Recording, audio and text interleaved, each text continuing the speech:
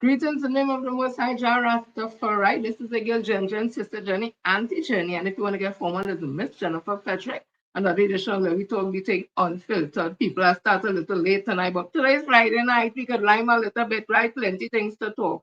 But I like to start it with our order, right? So I hope that people are waiting. I was just waiting for me to come on, I know some people have to listen to the news and Ting and all kind of ling. But I know my people will come on. So listen, we just started right? Must start with the anthem.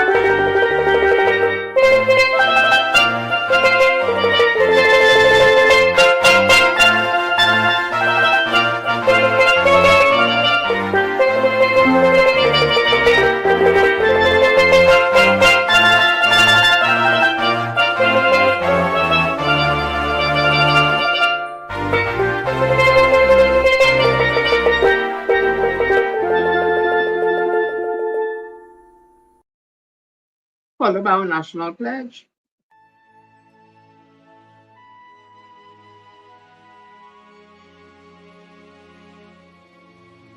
I solemnly pledge to dedicate my life to the service of my God and my country. I will honor my parents, my teachers, my leaders, and my elders, and those in authority. I will be clean and honest in all my thoughts, my words, and my deeds. I will strive in everything I do to work together with my fellow men of every creed and race for the greater happiness of all and the honor and glory of my country.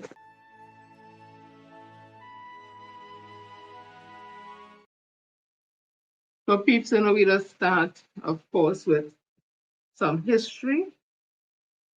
And what I have for you tonight is if people would stop sending stuff on WhatsApp so I can do my stuff. Hello. So what we have here, I'm sure some of us may not have known this. This is why you need to know Augustus Jackson, the man who turned ice cream into a universal delight. Born in 1808, Jackson started young, cooking for US presidents at just 9 years old. But his real magic began when he left the White House for Philadelphia. Here, he revolutionized ice cream by creating the eggless recipe we still use today. Before Jackson, ice cream was a luxury for the rich. His ingenious use of salt lowered the freezing point, making it easier to produce and more affordable. He sold his creations in metal tins to local black-owned parlors, democratizing dessert. Jackson's legacy isn't just in the flavors, but in the joy and accessibility of ice cream itself. His passion for bringing people together over a shared love for ice cream has made it more than a treat. So next time you enjoy a scoop, remember Augustus Jackson, the man who made every lick possible. Stay cool, history buffs. Yeah, so I'm sure a lot of you didn't know that about ice cream. So whenever you eat an ice cream again and you give a lick, remember it's an African man who produced that, African-American man coming out of enslavement. We have been doing it, but a lot of us don't know our history. So let me play this one for you.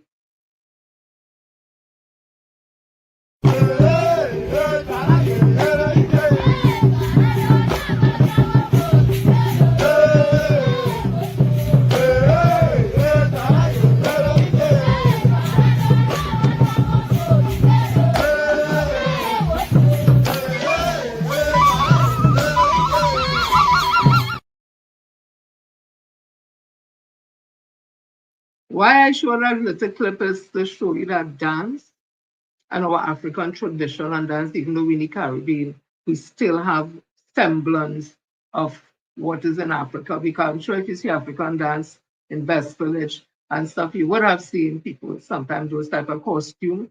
You may not have heard that song singing, but the movements and all that and jumping. So I just wanted to bring a little piece of dance to you and show you that we are connected to Mama Africa. Let me play this one. This is something they explain in here. Very interesting. This isn't the Christmas story they teach in schools. Watch till end. Most people think of Christmas as joy, family, and love. But in the 1800s, Christmas in America carried a much darker meaning for enslaved black people. December 25th wasn't a holiday of freedom. It was the busiest day for slave auctions. Plantation owners would gather on Christmas morning, not to celebrate, but to buy and sell human beings. Husbands ripped from wives, mothers torn from children, all while white families laughed, drank, and called it festive. Enslaved people were even branded as gifts, a child given away like a doll, or a man gifted as property. For the enslaved, Christmas wasn't joy, it was terror. Many prayed the holiday would pass without their name being called. Some were forced to dance and sing at plantation parties while knowing their family might be gone by sunrise. That season of giving was a season of taking everything that made them human. So the next time you hear Christmas songs about peace and goodwill, remember this for countless black families. December 25th wasn't a celebration. It was the day their lives were destroyed, wrapped up in a bow of cruelty, and sold to the highest bidder. Truth unshackled. Wow, wow. Something to think about while not taking away a lot from the people who truly believe in the spirit of Christmas and giving and loving and togetherness and all that. So we have to balance the two because for some, back in enslavement, it wasn't a word they wanted to hear based on what we saw then. So let me move on, but think about it. You know, Trinidad's all over the place. We have a young surfer, I want you all to see him, and it is good to see our young people are excelling. So listen to what he has to say. I'm so proud of him. He really showed that, Trinidad and Tobago surfing is on the world stage. He's only 16, so he has his whole career in front of him. Hey, it's Aiden. I just finished up at the Bolivarian Games. I lost my heat, but I'm still very happy with my surfing and proud to represent my country. And I have another contest coming up soon, which I'm representing Trinidad as well. It's ISA Juniors.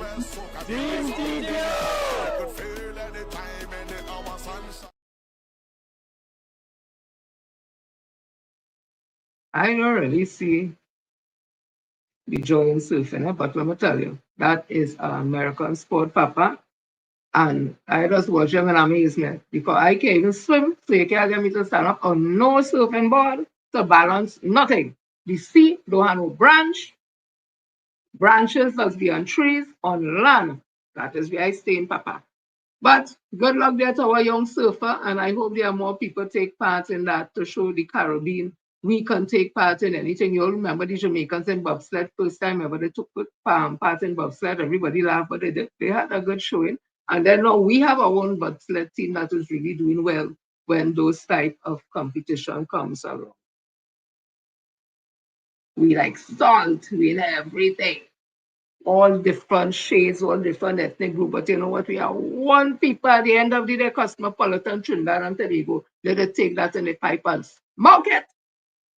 So I saw some good news here, and it has to do with Madam Camille Robinson, Rachel Robinson, and it says,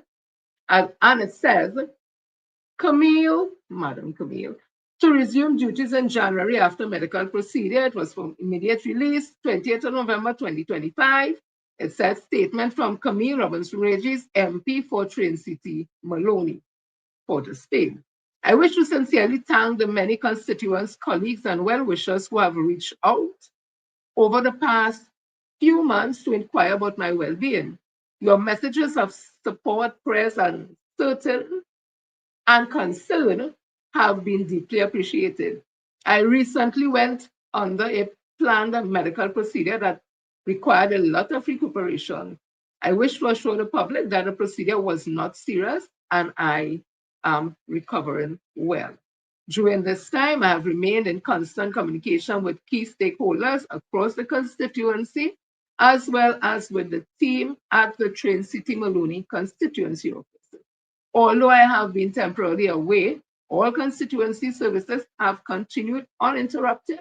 The office has been fully operational and has remained committed to serving the people of Train City Maloney, addressing needs and ensuring that ongoing matters receive the necessary attention.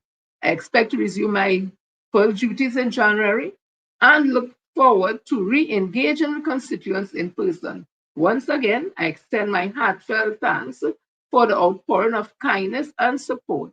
It has been both uplifting and encouraging during my recovery. And that there is Mrs. Camille Robinson Regis, which she whole proud slave master name just like me. But we changing it for when we get into. Hey, use what works for you. Yeah? Okay. So let me continue. So, madam, and she looks beautiful. I clean forget to tell the record to put up a picture of madam with that nice, lovely smile and the dimples and that beautiful, beautiful bald head. Nobody can rock it like she with a bald head. So let me continue. We continue. I want to tell, I saw Miss Teresa, that's her name, yes, on it's Prince Street, that way you call it here, Prince Street. Yeah, Prince Street today. I hope that the woman name it. Miss Teresa, darling, it was a pleasure talking with you. All you know, Ginger and Hattle. Real good yap, you know. It's a good thing the woman and so good had to go now. But she was very nice. I hope it's Teresa is she name it. If not, the lady I meet today in Port of Spain on Prince Street, sending shout out to you. And I met a lady in the pharmacy on Charlotte Street higher. Can't remember the name of it. Good evening to you too, darling. I forget your name, yes? But you know who you is. I'm also seeing that on Harris Promenade. This was a couple of days ago, but it's important because it's historical. Harris Promenade to become a monument park.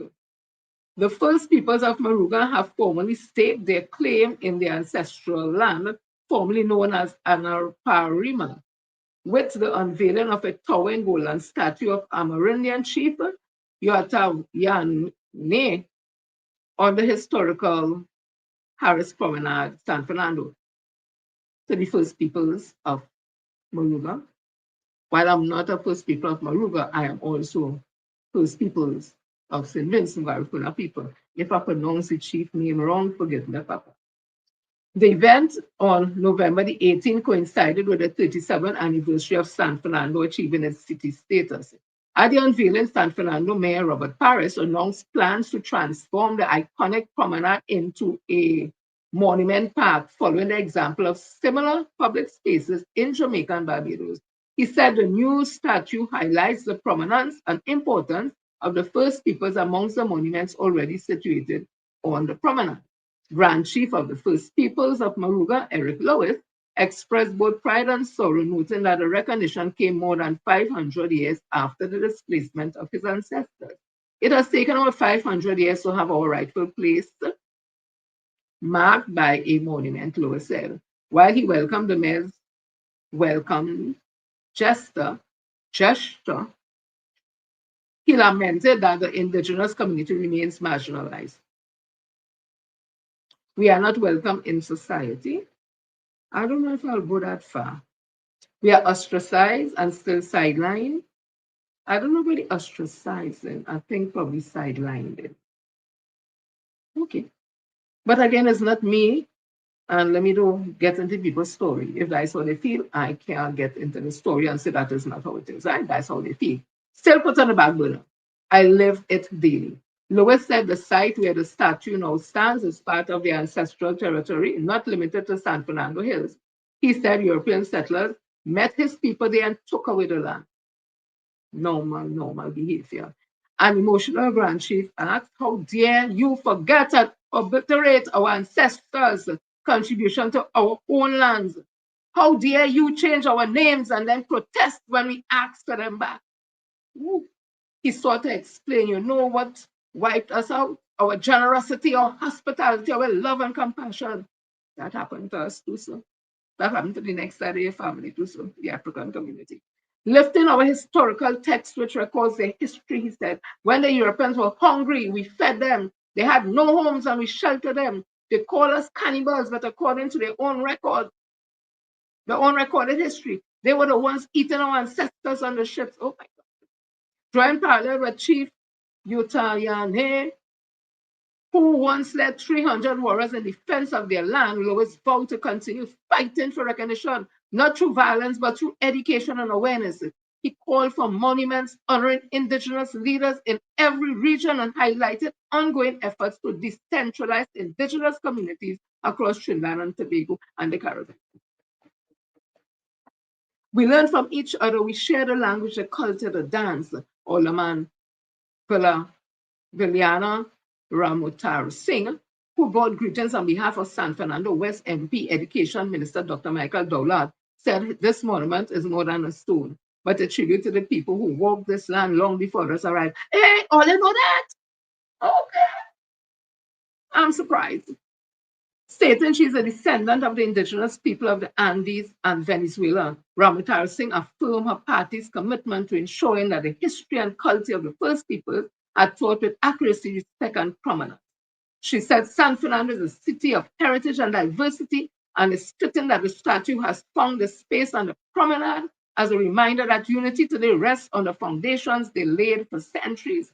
Senior Superintendent Subhash Ramkilawan, head of the Whiteland Police Youth Club, which sculpted the statue, said this is the third monument created in collaboration with the Grand Chief, followed installations in Shogunas and Whiteland over the past year. He pledged to use the country's 100 police youth clubs to promote awareness and acceptance of the indigenous heritage. President of the Greater San Fernando Chamber, Kiran Singh, said it was unfortunate that the First People had been long denied recognition. He reminded those gathered that the indigenous community laid a foundation for the nation long before us arrived. Kiran, you don't know it. Let us give them the recognition they deserve. Singh urged, pledging the Chamber's full support. The double ceremony was held in the refurbished amphitheater of the Harris Promenade, which has been adorned with paintings done by Russell Banfield and photographs by cultural icons Joshua Regalo, Ra Shorty Eye, Black Stalin, and Ricky Jai. A smoke ceremony and blessings preceded the unveiling of the towering golden figure. Lewis said his towering presence is representative of the dominance of the First People on the land that was originally theirs. Oh, Lord, Lord. That chief don't mince words at all. You're damn right. Let me continue this. So you all know that there was an election in St. Vincent and Grenadines. Dr. Ralph Gonzalez and his Labour Party was removed through the electoral process, and now we have a Dr. Friday and his party. I really didn't pay too much attention, to be honest. Would have won the elections. So that is happening there. And all know the whole thing with a man from this country who was around the savannah drunk and bring out a whole thing about Dr. Ralph Gonzalez, this house, the family house. All I know the whole lily and the bacchanal and thing. But there's a theory to that and behind that. Not me say, Papa, so I will show you something. Let me show you something. And all you can make all your own decision at the end of the day. Not me, Papa. That's why you must never vote for the yellow. They say yellow is the code. But let's take a look at what happened around the region when countries choose yellow. Yes. In Trinidad and Tobago, the people took a risk and made a change to the Yellow Party. Violence is still plaguing the country. There are still no jobs. And now American warships are sitting in their harbors and TNT is on the verge of a war. In St. Lucia in 2016, the people took a risk and made a change to the Yellow Party, which is the sister party of the NDP. The economy collapsed with massive GDP loss, and the Yellow Party did nothing, while people literally went without food during the pandemic. That's so true. The people threw them out in 2021. Yes. In Barbados in 2008, The people took a risk on the Yellow Party, and the country had a lost decade. Trash piled up. The bus system collapsed. Massive public debt with little to show for it. And the people threw them out in a landslide in 2018. In SVG, things are progressing. The hospital going up, the port opened, sandals opened, beaches coming. Why would we put that all at risk? You know? Why would we put all that at risk? Just like St. Lucia, we are progressing. Everywhere is turning out looking nice. Philip JPI is doing good. Why should we go backwards? We are going forward. Well, apparently in St. Vincent,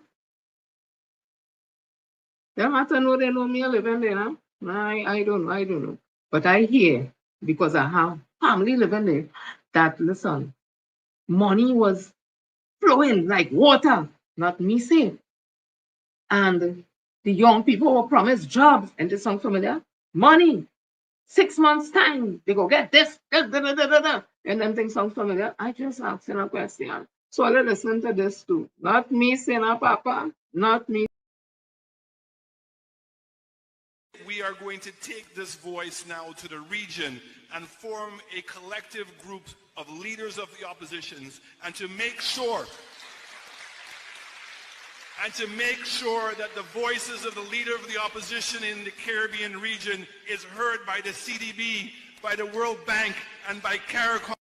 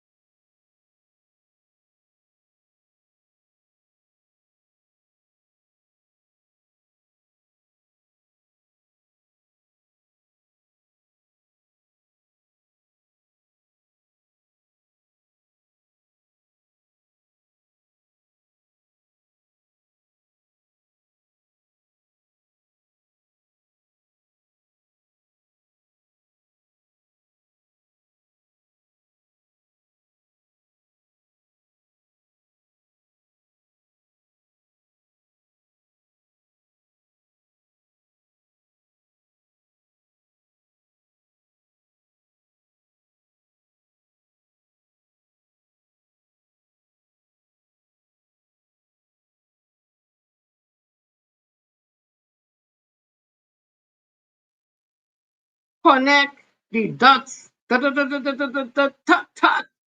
Not me, no, Papa. Only listen to this. I like to listen to this person. He does have it down. I like how he presents this thing with information, evidence. He shows the evidence, data, whatever it is.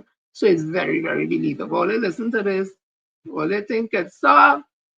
Let me explain to you all what is happening in the Caribbean right now, because while Trinidad and Tobago may have been one of the first, not the first, but one of the first, St. Vincent and the Grenadines, St. Lucia, and one other island is coming up next. Some of you already know of the Monroe Doctrine. You could pause to read, but in short, it was to ensure that the Europeans never colonized this side of the hemisphere ever again. Essentially, the Western Hemisphere belongs to America and America only. You are not welcomed here.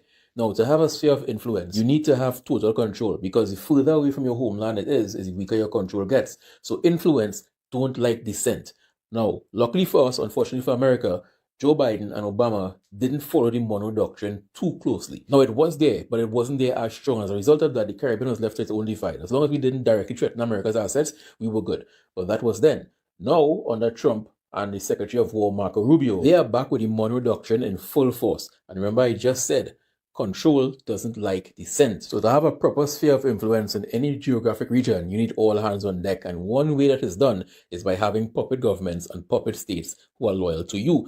Do you already think it's a coincidence that Dragon Gas deal dragged on until our election month, and then suddenly it got cancelled? And then after the election, it popped back up like, yeah, it's back on. Everybody was saying they didn't want to do a deal with a corrupt government. It has nothing to do with corruption. The USA doesn't care about who corrupts or not. They care about themselves and profit. It's not a coincidence. And do you all also think it's a coincidence that both St. Lucia and St. Vincent and the Grenadines has elections within a month, and both of them under pressure right now? So much so that persons from Trinidad and Tobago have been seen in those countries trying to meddle in the elections. Do you think it's a coincidence that Ralph Gonsalves all of a sudden became enemy number one for Trinidad and Tobago's government? So much so that they launched a smear campaign against him, talking about he's corrupt and you have 17 houses here and 20 houses over there in the election month for St. Vincent. You think that's a coincidence? They're really slow. He is one of them who is not going to bend over backwards for the United States of America. From ever since. He was always the outspoken one, but you know who coming after? If you didn't see this comment, again, you're very slow. Mia Mottley is going to fall next. She is just as outspoken as him. She is just as anti-colonialism as him. I won't say she's anti-American. She's anti-bullshit. You see, the same way she told America, I don't mind losing my US visa, but I'm keeping the Cuban doctors. Don't feel they didn't take note of that. Don't feel they didn't take note of that zone of peace talk. Oh, so you don't like what we're doing down here? Mia Mottley is going next. Mark my words on that. Till his election month in Barbados, and you would hear, all of a sudden she's a drug lord. All of a sudden she owns 3, 4, 5 pirogues. She's a transshipment drug lord. She's bigger than Pablo Escobar. I'm telling you all, propaganda is a powerful thing. You know? Keep an eye on the elections tomorrow in St. Vincent and the Grenadines. The people of St. Vincent falling for the same trap Trinidad fell for. If you ever found yourself asking, what did this current government promise America? Loyalty. That's all they really want. And that's exactly what they got. A puppet regime controlling the Republic of Trinidad and Tobago. And to the PM of Grenada, don't feel you get away now. You better choose and choose wisely. Or you too would be on chopping block. The boss wants what the boss wants, apparently. The one good thing is that the American election cycle is 4 years. 3 years of governance, 1 year of campaigning. And we're almost down to 3 years already because 1 year already gone. And it's looking like the Republicans going to get their ass cut in the midterm. If the Democrats pull that off, which by all metrics looks like they're going to do, a lot of Caribbean leaders, their ass going to be grass, you know. All unfair games is played twice. This is something that has been happening for decades. This is the first time it happened. I think it'll be the last time it happened either. Right? And he made that before the St. Vincent election, and you see the outcome. So Dr. Keith Christopher Rowley, it's not an hour again, but an hour ago it mattered. So it's not, probably it's about like 2 hours now or something. He said it's on his Facebook page. Today, let me take this opportunity to salute my brother in leadership. As former Prime Minister of Trinidad and Tobago, I extend profound gratitude and respect to a true legend, Mr. Ralph Gonsalves, who has recently concluded his sterling, remarkable tenure as Prime Minister of St. Vincent and the Grenadines for over 35 years of dedicated and patriotic service. Mr. Gonsalves' journey has been one of vision, resilience, and unwavering devotion to the people of St. Vincent and the Grenadines. In the year 2001 to 2025, he stood as a pillar of St. Vincent and the Grenadines, guiding the nation through major challenges and triumphs alike. His steadfast leadership brought many transformational changes and progress in education, healthcare, housing, and infrastructure, while his voice on the regional and global stage ensured that small island states were heard as well as respected. The recent election has marked the end of his historic tenure. His legacy will remain, endures far beyond the polls. He has been a steadfast champion of Caribbean unity, a defender of democracy, and a statesman whose influence will continue to shape the future of our region. Let Mr. Gonsalves' service reminds us that what it takes to have true leadership. Let it be known that leadership is measured not only in victories, but in the lives we change and uplift, the communities we strengthen, and the principles we strive diligently to uphold. His sterling mark and contribution to public life will remain an inspiration for generations to come. On behalf of my family and all the people of Trinidad and Tobago whom I have had the honor to represent and to lead, I say well done, good and faithful servant leader. 25 years is a shining badge of honor.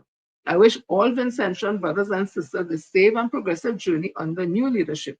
Best wishes to the new leadership of Dr. Friday as we continue to exercise our sovereignty and preserve our zone of peace. Ralph has left some very big shoes to fill. Wear them well. Your brother by volcano, Dr. Keith Christopher Rowley, well, C. Rowley, former Prime Minister of Trinidad and Tobago. True statesman, and Dr. Keith Christopher Rowley, I could say the same for you, visionary, transformational leader, and you did well. They will have to call your name. History will have absolved you. History will absolve you, Dr. Keith Christopher Rowley. Let me continue.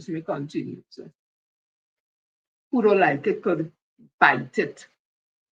So, The Chief Secretary of Tobago seems not to have a clue about plenty things. But let me get to it because I don't understand how this happening in Tobago and he didn't know anything. So let me show you all the lily that's going on in Tobago's. We saw pictures of a US Air Force aircraft in Tobago today. Can you tell us what that aircraft is? Yeah, they're helping us with something to do at the airport. They're helping us. They did a bit of roadway. The Marines are here. They're training with our people, and that's what it was about. It's not a military force as such. They're not here on the ground. We are not about to launch any campaign against Venezuela. I've made that very clear. Trinidad has not been asked to be a base for any war against Venezuela.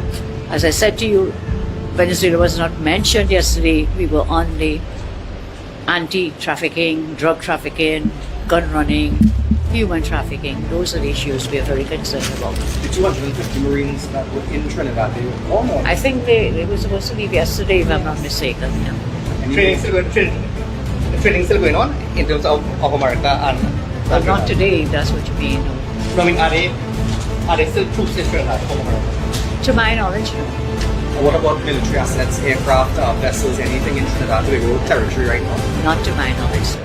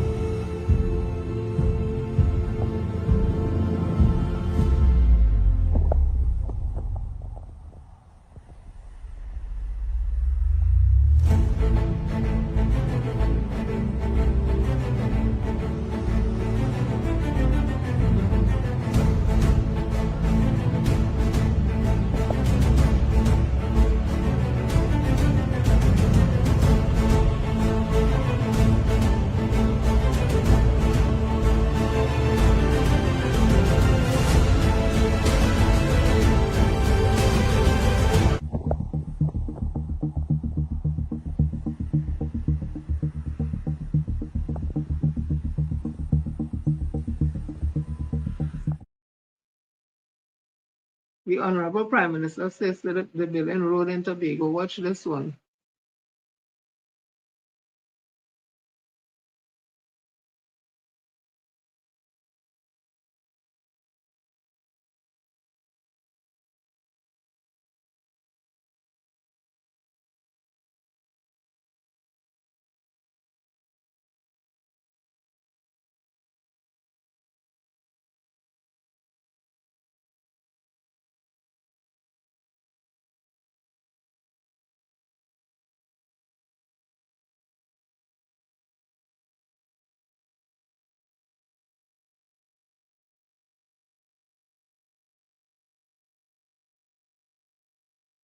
Right? Me see no road. I'm not an engineer, so probably it have a road there and the building. I don't know. Me see no road, but again, me no architect na papa.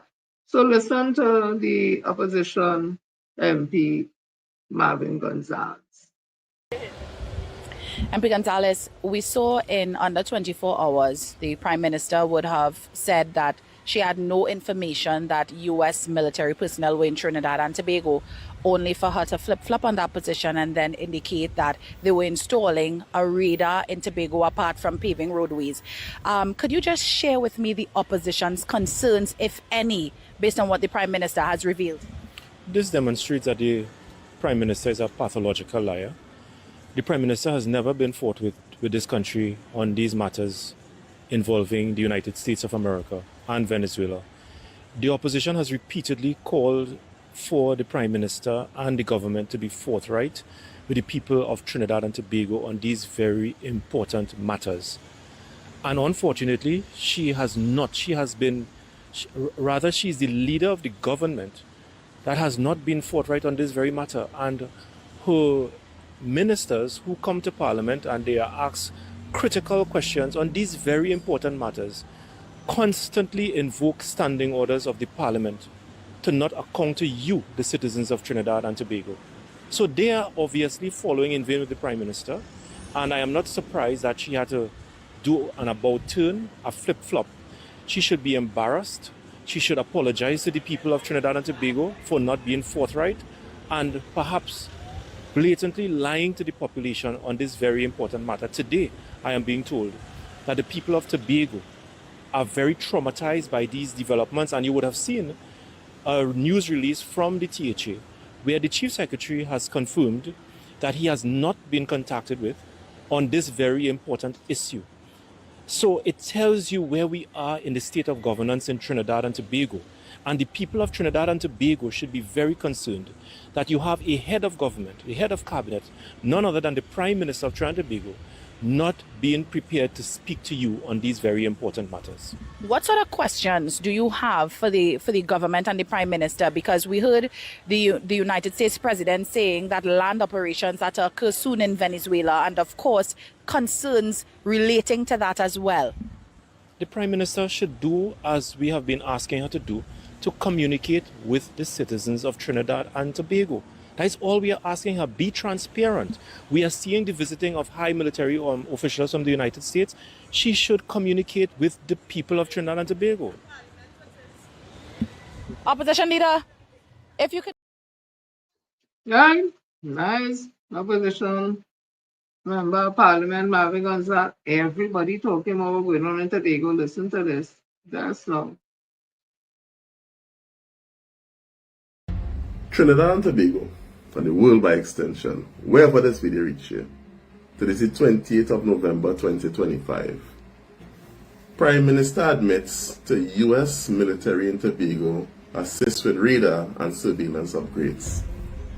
Trinidad and Tobago, a couple of days ago, they were interviewing the Prime Minister when she came out of the, I think it was a funeral I think she came out from, or no, it was an award ceremony she came out from.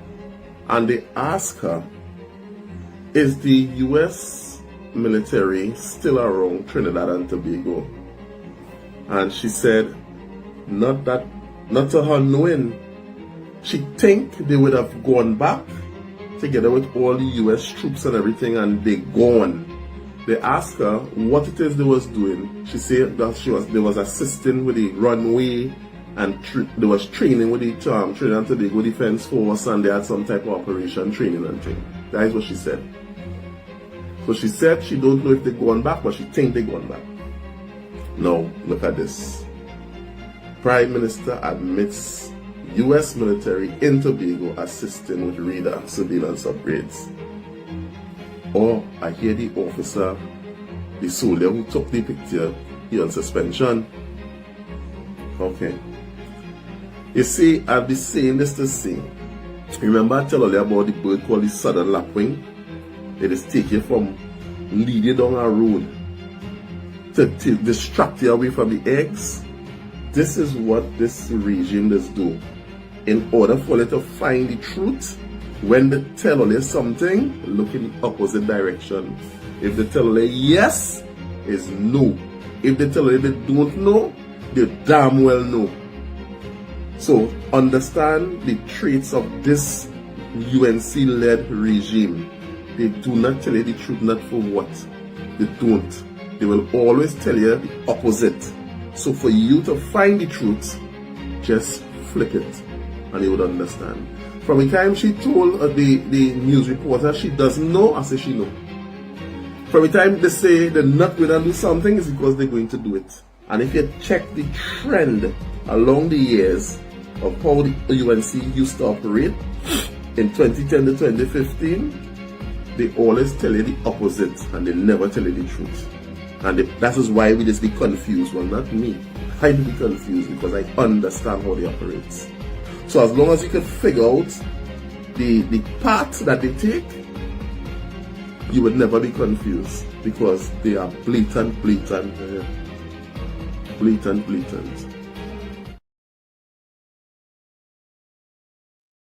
Everybody talking about this thing in Tobago. Only listen to this. See if this jog all in memory. Watchmen, we living in serious times now.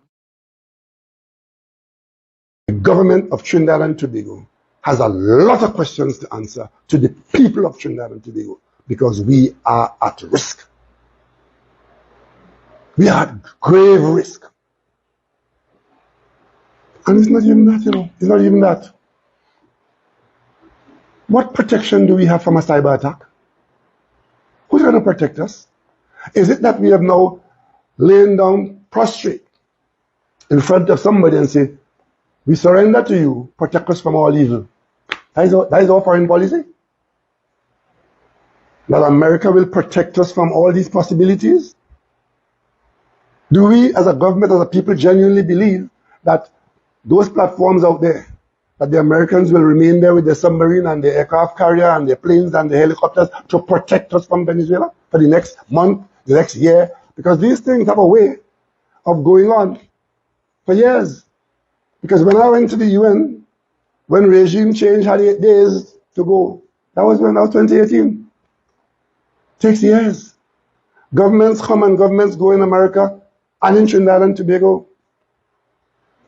What should guide us is what has happened outside of the zone of peace of the Caribbean. See how wars have been fought out there. See how wars are being fought out there. And see what the possibility, in the event of a conflagration here, what is in the making. Our Prime Minister must be the only person in the world, led by her group, that the people elected, that I accept as the government of Trinidad and Tobago, who believe that all of this danger that we have been put in has something to do with fighting drugs, fighting drug dealers. Because if that is the case, an end might be in sight. An end is in sight. You think you bring the most powerful war machine ever in the history of mankind, the Gerald Ford. You think you bring that to a theater for show, or because somebody sell a cartoon of drugs and saying that, well, what we were doing has failed? It's the same thing saying we were following law and law has failed, so now we must use lawlessness. That's what they're saying. That's what our Prime Minister is saying.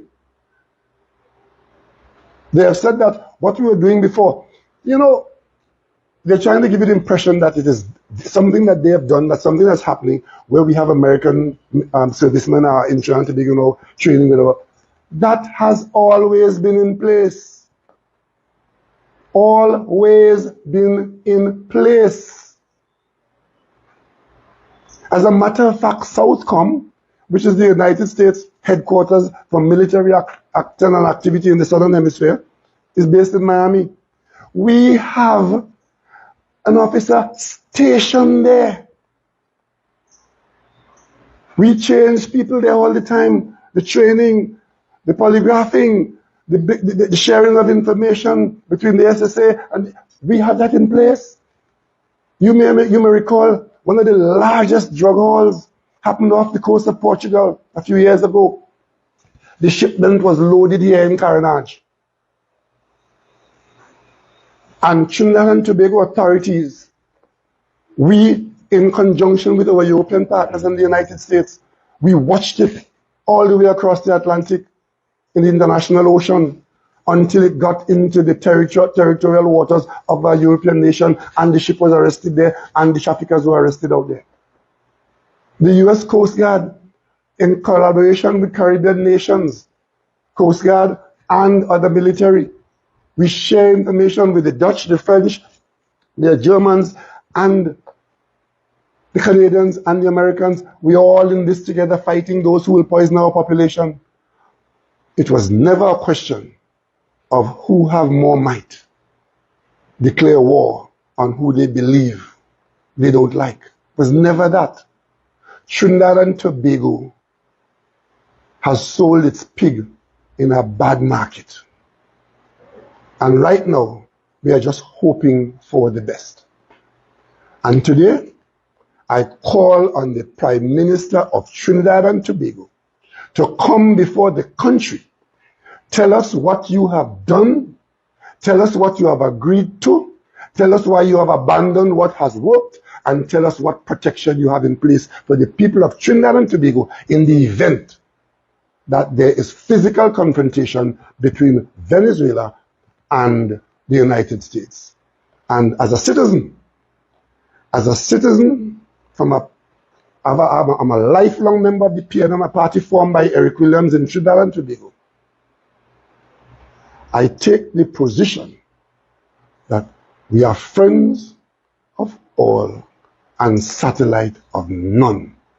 To have made our nation a vassal state in this situation is absolutely unacceptable to me, and I expect it will be unacceptable to the PNM and all right-thinking citizens of Trinidad and Tobago.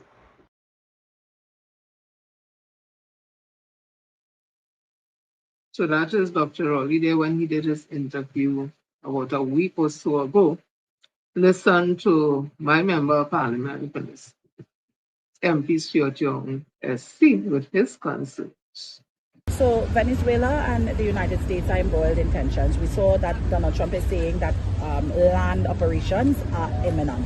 And we have now a radar system being installed in Tobago with no consultation. What's your thoughts? Because you've been visiting Venezuela, you spoke with the president. Any concerns about how that will affect TNT relations? Well, as I said, this afternoon's debate is about the relationship with Venezuela. As a citizen of Trinidad and Tobago, I have some serious concerns about the latest developments. The world of global diplomacy is a balancing of relationships. This is not something that is new to us in Trinidad. In fact, we did it. We were there and present for the first President Trump term, and we balanced the relationship. There were tensions between the United States and Venezuela during that period of time, and we negotiated the waters as Trinidad and Tobago should. What has me very concerned is the Prime Minister and her minister's complete lack of information to Trinidad and Tobago. So we are sitting here looking on, and we must all be concerned if we love Trinidad and Tobago because we're being given no details. But what is in the dark will always come to light, and we now know that it is a military radar. So the question arises, well, what is a military radar being put in Tobago for? We have the debacle of the Chief Secretary saying, well, he didn't know anything about it. So these are things of concern, and we look on. Governance is not something new to us in the PNM at all. We've done it successfully for decades. But I'll tell you, as a citizen of Trinidad and Tobago, I'm very, very concerned. The United States is our largest ally and trading partner. We've always depended on them for issues of national security, work closely with them because we have a role to play as well. But Venezuela is our closest neighbor. Our closest neighbor. You can see the coast of Venezuela. If you all go down to the wharf, you will see the coast of Venezuela. And yes, I manage that relationship as well as the relationship with the United States for years. So I am concerned. Yeah. All you think this is a joke.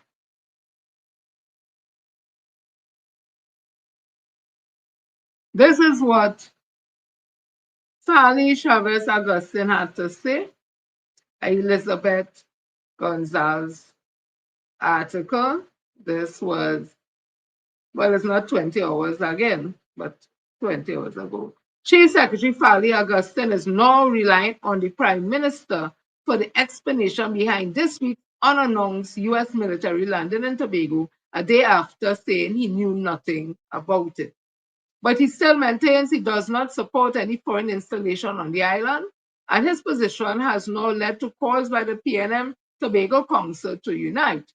The issue erupted before dawn on Tuesday when a U.S. Air Force C-17A Global Master 3 descended into Tobago without any public notice. Residents in parts of Tobago West said they were jolted awake by the sound of the jet roaring overhead. By the time Guardian Media visited the A&R Robinson International Airport later that morning, the aircraft had already departed. Augustine, speaking after a Tobago People's Party Thanksgiving event Wednesday night, said he is now awaiting a full update from Prime Minister Kamla Persad-Bissessar. Sometime after 8 p.m., she tried calling. As soon as I get an update from her, then I'll be able to say definitely what and why they were here, he said. He also rejected reports that he had told the public the aircraft had only refuel on the island. No, I didn't say that they were here to refuel, Augustine said. I said I learned of them being here just like everyone else, either through the media and WhatsApp messages or on social media in general. And I learned while trying to do some investigation that they refuel while they were here. But I want to say, you said that they refuel while they were here.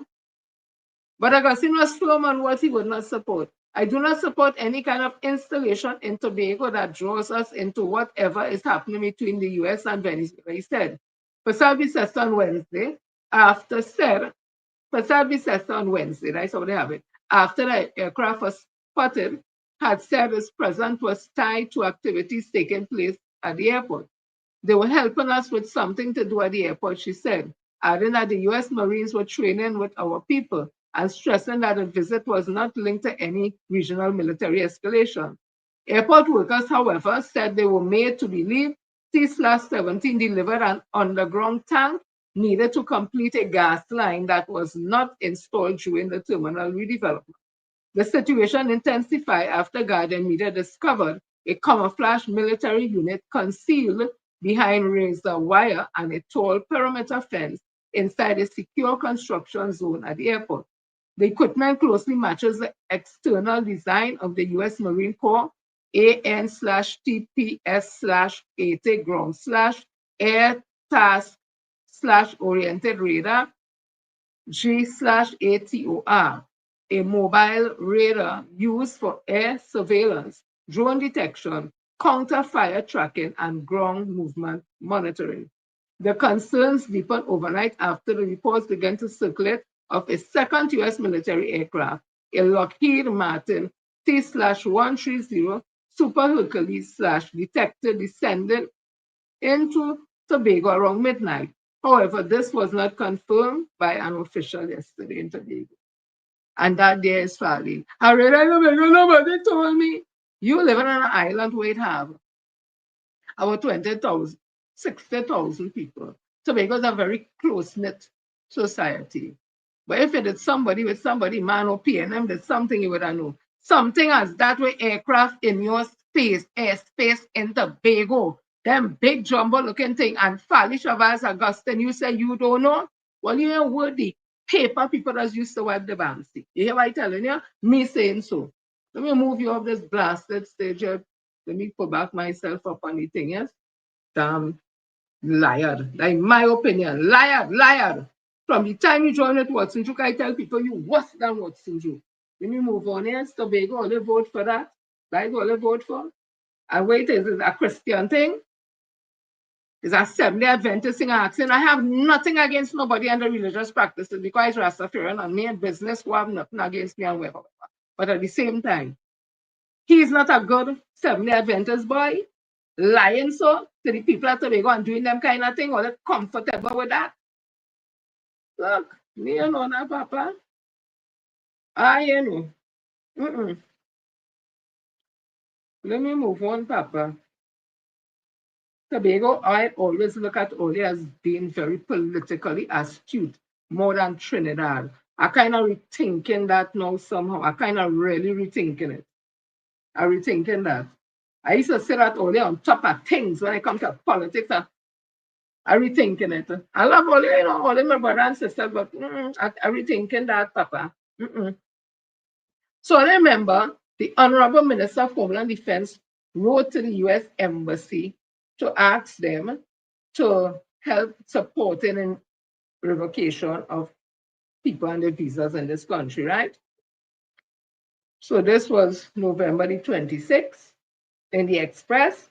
U.S. pushes back after minister seeks help revoking visas. Days after Minister of Homeland Security Roger Alexander wrote to the U.S. Embassy in Trinidad and Tobago asking for support in visa revocation within the country, the embassy today put out a statement declaring that no foreign government were involved in its visa-related decisions. Following the revocation of Trinidadian activist and businessman Gary Aboud, US B1/B2 visa last week, the embassy also stated that it does not revoke visas due to the exercise of the right of freedom of free expression which it says is a cornerstone value of the United States. Let me say that again. The embassy said that they don't revoke visas due to exercise of the right of free expression, which is a cornerstone value of the United States. All they just want to follow United States of America for everything else. All they want to follow this one because right now, Miss Olive in lockdown. I agree with what she did say. However, I think it could have been handled differently. People are frustrated because they're not getting no information. People are worried. People are scared. And people are talking out. But we're in a SOE. And like this SOE go on forever because me and the UNC are afraid that if the SOE stop, that people will come out because people are frustrated. I don't know. But you know what? The America cornerstone is the freedom of expression. Let me continue. The United States does not, however, revoke. The United States does, however, revoke and deny visa based on criminal activity, it stated. Last week, Aboud claimed that an email from the embassy indicated that the revocation was done based on the fact that additional information became available after his visa was issued, which indicated that he may be inadmissible to the US and ineligible to receive a visa.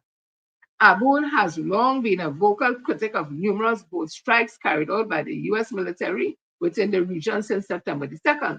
As corporate secretary of the Fishermen and Friends of the Sea, Aboud said of the revocation that for 28 years the group had championed equity, justice, sustainable development, and the protection of vulnerable grassroots and coastal communities. He said non-governmental organizations, NGOs, will be in silence. In a response to Aboud's claim, Prime Minister Kamala Persad-Bissessar said that the government had no involvement in the decision or actions taken by the U.S. government or the U.S. Embassy in Trinidad and Tobago regarding its visa immigration policies. Such matters, she said, falls under the sole jurisdiction of the U.S. government. But Madam Kamala Persad-Bissessar, the Honorable Prime Minister of Trinidad and Tobago,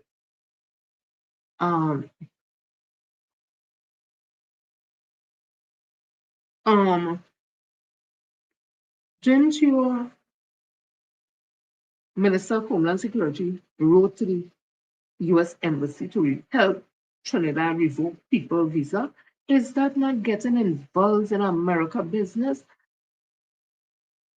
The fella named Ola, he did correct. If they tell you yes is no, if they tell you run, stand up. I did always tell Ola that. If they tell Ola lie down, sit down.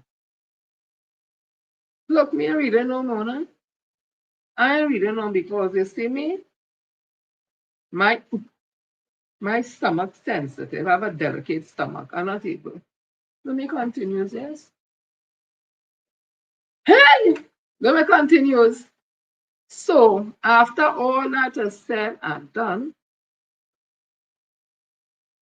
listen to this. That's not it. Let me see how far I reach. Because I have to put my thing in order because I tell you, if you don't put things in order, you're going to be in chaos, just like this government, in my opinion. So MSJ, how they doing the good fight? I give you all due respect, Mr. Abdullah. It's a video, but I'll just read just the short part because. So the MSJ, that the Movement for Social Justice, is calling on the Prime Minister to explain why U.S. Joint Chief of Staff Chairman General Dane Kane is in this country and why he met with her. The MSJ claims Kane's function is to treat with war preparation. Well, after that, I think we now see the plane and them touch down in Tobago. But I know General Kane sit down and had a good doubles. They go make that the national distress now. So MSJ keep fighting the fight and let us know what's happening through your articles and whatever, so we will know what's happening. What I go say again. I want you all to listen to this because this is where we at now. Very damn thing. You see? I just can't take this enough. When you're opening the thing now to get to read to the story, only give me a minute, please. I have to look for this thing. I have to look for this thing now. I have to look for this thing. This keeping me back. I trying to open the damn thing now. I can't open it. Excuse me. I will find it. I will find it only. Just now. It's a must read. It is a must read. That is why I'm going down. Oh God, what the thing? Right. I find it. It's by one of my favorite people, that's right, Mr. Michael Edmund Dehani. I have a couple of them. Yeah? Dr. Eric Williams and the march that taught Trinidad and Tobago to walk toward. In 1960, Dr. Eric Williams looked at his country and told us something bold.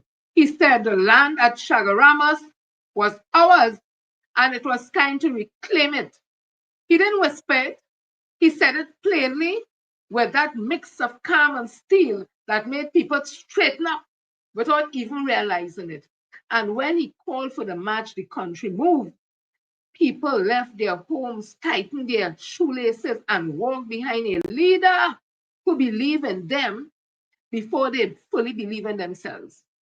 That march changed the mood of the nation. It reminded Trinidadians that we are not a people who wait for permission to stand on our own feet. The PNM drew strength from that moment. The party's purpose snapped into focus around the idea of sovereignty. Not fancy language, just a simple belief that no foreign power should sit on our soil as if we were too small to object. From that day, the PNM became the voice that said, this is Trinidad and Tobago, respect it. And look at what it did for Williams. The man walked into that march as a leader and came out carrying the confidence of an entire nation. You could hear it in the way people said his name after. Less hesitation, more pride. The world paid attention too. And when he later faced the British and the Americans, he did it with the weight of the people behind him. Within 2 years, this country raised its own flag and stepped into independence. The lesson from that march still matters. When Trinidad and Tobago decides to act with unity and courage, we shift history. When we did it then, we can do it again. Our size never defined us. Our spirit did. And the day we marched to Chaguaramas proved that that spirit is stronger than any foreign power. Hey! Let me continue. Woo, Lordy! Woo!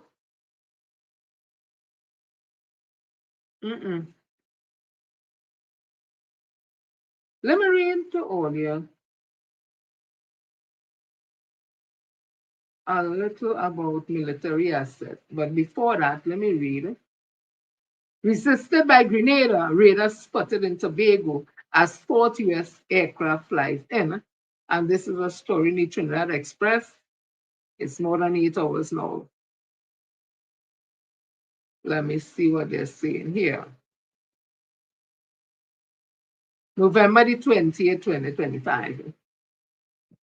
Yet another U.S. Marine craft was detected overnight, landing, heading into Tobago, the fourth of its kind over the course of the past week. As imagery on the islands appeared to depict a powerful air defense U.S. radar system at the ANR International Airport, ANR Robinson International Airport. The sightings come after Prime Minister Kamala Persad yesterday confirmed the U.S. military presence on the isle, the sister isle, backtracking on previous claims that previous military aircraft sighted on the islands were only there to help the country with a roadway. It also comes following a U.S. request to Grenada weeks earlier to establish a radar at the Maurice Bishop International Airport which its prime minister earlier this month stated the government was still evaluating. Last night, U.S. Air Force Boeing C-17A Globemaster 3 in brackets 01/0192 was seen on detection site flight radar 24, arriving in Tobago overnight at the A.N.R. Robinson International Airport from the and originating from the U.S. Marine Corps Air Station in Cherry Point, North Carolina. It departed around at 4 a.m. to the New York Stewart International Airport, which it landed in at 7:40 a.m. It arrived hours after open source intelligence expert who had been closely following the military buildup in the Caribbean this year posted of military equipment spotted at the airport stating that it appeared to be an AN/TPS/A0 ground/air task oriented radar G/ATOR. According to manufacturer Northrop Grumman, the AN/TPS/AT-GATOR is long-range, high-performance pulse Doppler radar that can provide air surveillance, air defense, and counter-fire, neutralizing enemy weapons target acquisition. It can provide 360-degree total surveillance for air and missile defense, fire control, and air traffic control, it said. It can deliver information for air defense weapons to destroy airborne threats, including cruise missiles, hypersonic missiles, ballistic missiles, manned aircraft, and unmanned aerial vehicles. Earlier this month, the Grenada government said it was reviewing a request from the United States to establish radar at its airport. Grenadian Prime Minister Dixon Mitchell, in a statement to Parliament, said the U.S. had requested a response for a question by a specific time, which that government was not able to meet, for the simple reason that, from a technical point of view, we are not in a position to satisfy ourselves as to safety and other technical requirements as to whether or not such equipment is properly optically at the airport. The other fundamental issue is that we have to consider, Mr. Speaker, is the fact that Grenada has no military, and therefore our cooperation with the U.S. has always been in the context of law enforcement and in the context of our domestic law and the context of international law, he said. Okay, I continue reading no more. So apparently, look now, Tobago apparently just lie down. So what is military asset? A military asset is any resources owned or controlled by a military force that can be utilized to achieve military objectives. These assets may include weapons, vehicles, aircraft, communication systems, intelligence gathering equipment, personnel, and strategic installations such as military bases. Military assets are critical to the success of military operation as they provide the necessary resources for combat readiness and sustained engagement. The maintenance and acquisition of military assets is a key component of military strategy as they play a crucial role in the defense and security of a nation. I left it there. People in Tobago, be very scared, be very concerned, be very afraid. Pray to your God, pray to your ancestors, whoever you hold up when you pray. Because God forbid, things go south. All is just a little island, all is smaller than we. And if it is what they say it is, that me don't know if it is, and frightened to know if it is, or they're like sitting ducks. Ooh, Jesus. Let me continue. So, let me jump into this quick here. Dr. Ronald all, the Minister of Energy, the one who I think they put he there to punish he, because he out of his league. He knows nothing about that. He knows nothing about energy. He is saying assessments says refinery can open in 3 years. Oh, Jesus. When the UNC nearly ready to come out of office, that is when the refinery can open. Yeah, earlier when they say lie down, sit down, yes. Assessments a refinery can open in 3 years, excuse me, just when I called there. Nikita Braxton Benjamin, Minister of Energy, Dr. Munilal says a basic assessment by people who have worked in the energy industry for years suggests that the point of your refinery could be fully operational in about 36 months. Munilal said also that he expects to receive the report into the refinery from the committee appointed to look into it. A preliminary report was received last month from the committee chair, former Minister of Energy Kevin Ramarai. Well, you know,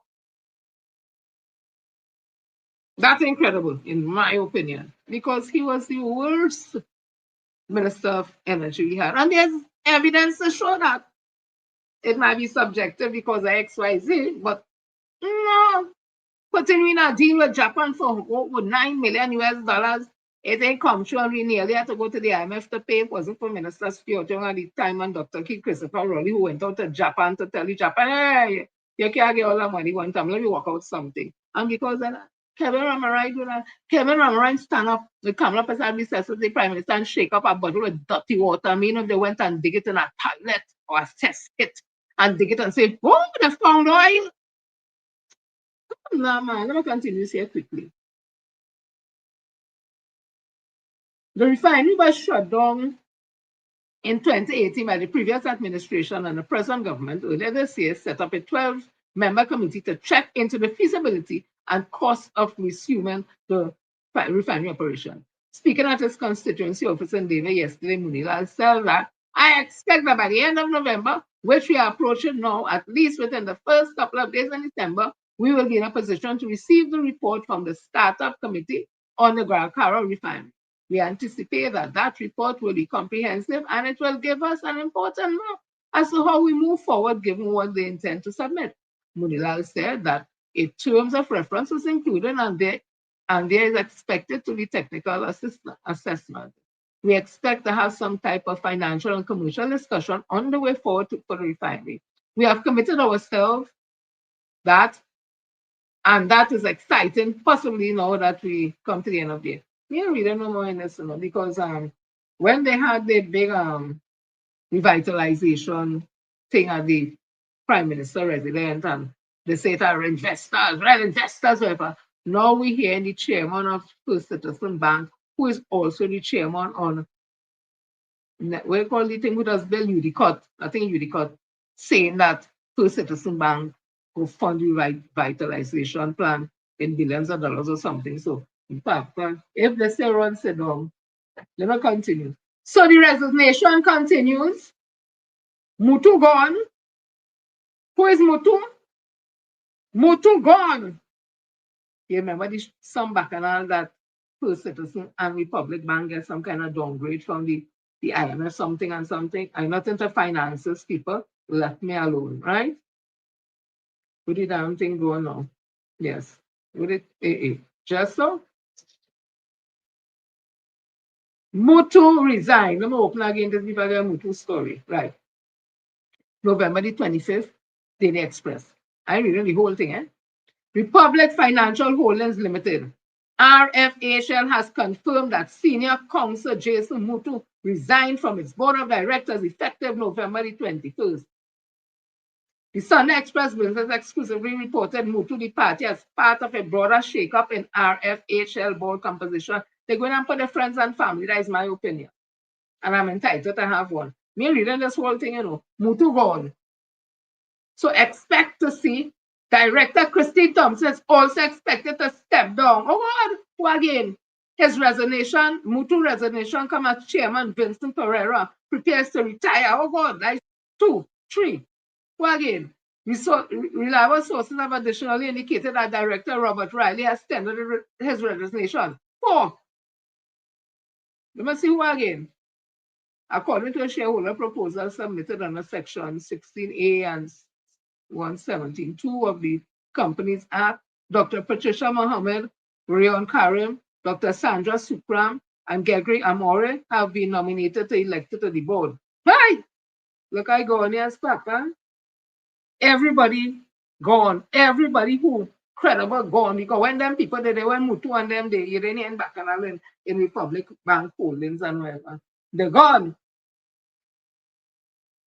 That is the UNC for you. They come to them is the corruption busters. They said, no, everybody resigning and going. Nobody want to work with them because so evil forces conspiring to crash Republic Bank. Hey, it's not me say so. This is who said this? This is, I think, Anthony Wilson. And it says here, early last Sunday afternoon, I received the following message by WhatsApp. Vincent Pereira has announced his retirement resignation from the Republic Financial Holdings. I have known him for decades, and he has said that he is selling all his shares in the bank, and I should do the same. Oh, I am going to follow his advice. He has never guided me wrong. This is all because of government interference in a very, very successful bank.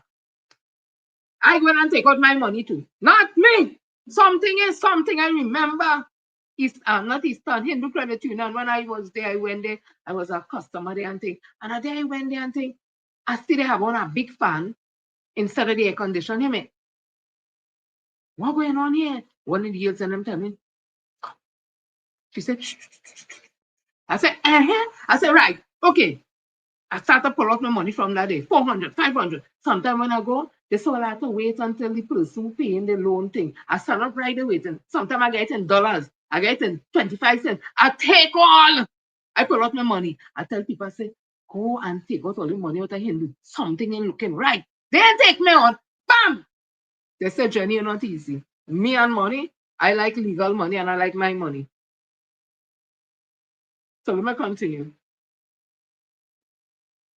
I like legal money and my money, Papa. So let me continue this thing. Robert Riley and Jason Mutu, SC, have also resigned from the RFHL board. Shareholders have lost value since the shares are down, mainly because the government planned to have our Republic Financial Holding Limited absorbed by FCB, First Citizen Bank. And I tell all you, the chairman of First Citizen Bank, all remember the back and all day when the woman was there and she wasn't ready to retire and they sent she home and all kind of thing. The bank they running good oil before them come in. The woman gone. They put this man there now. He is the chairman there, he's the chairman of UDCOT, and now they're going to absorb the public bank into FCB. All year.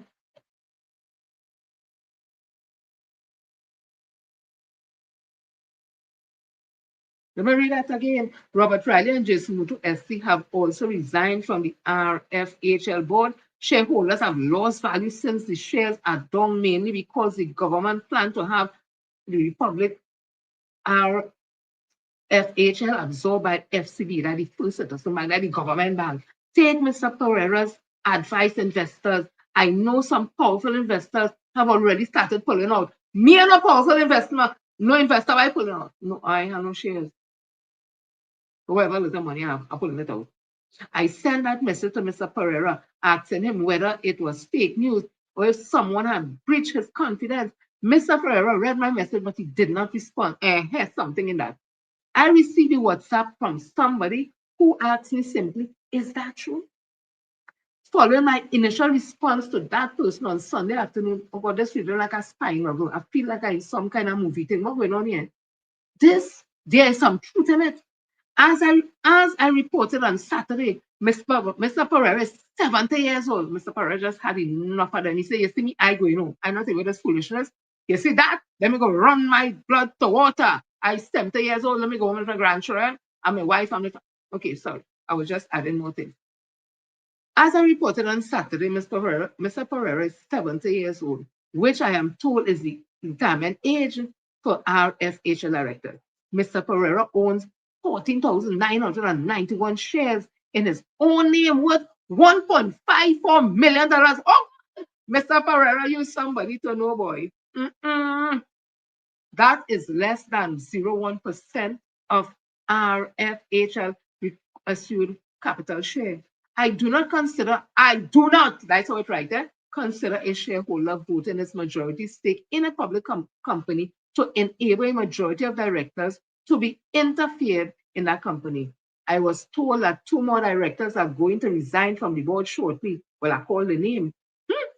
Because my sources did not name the resignation that resigning directors. I did not report that in my story on Friday.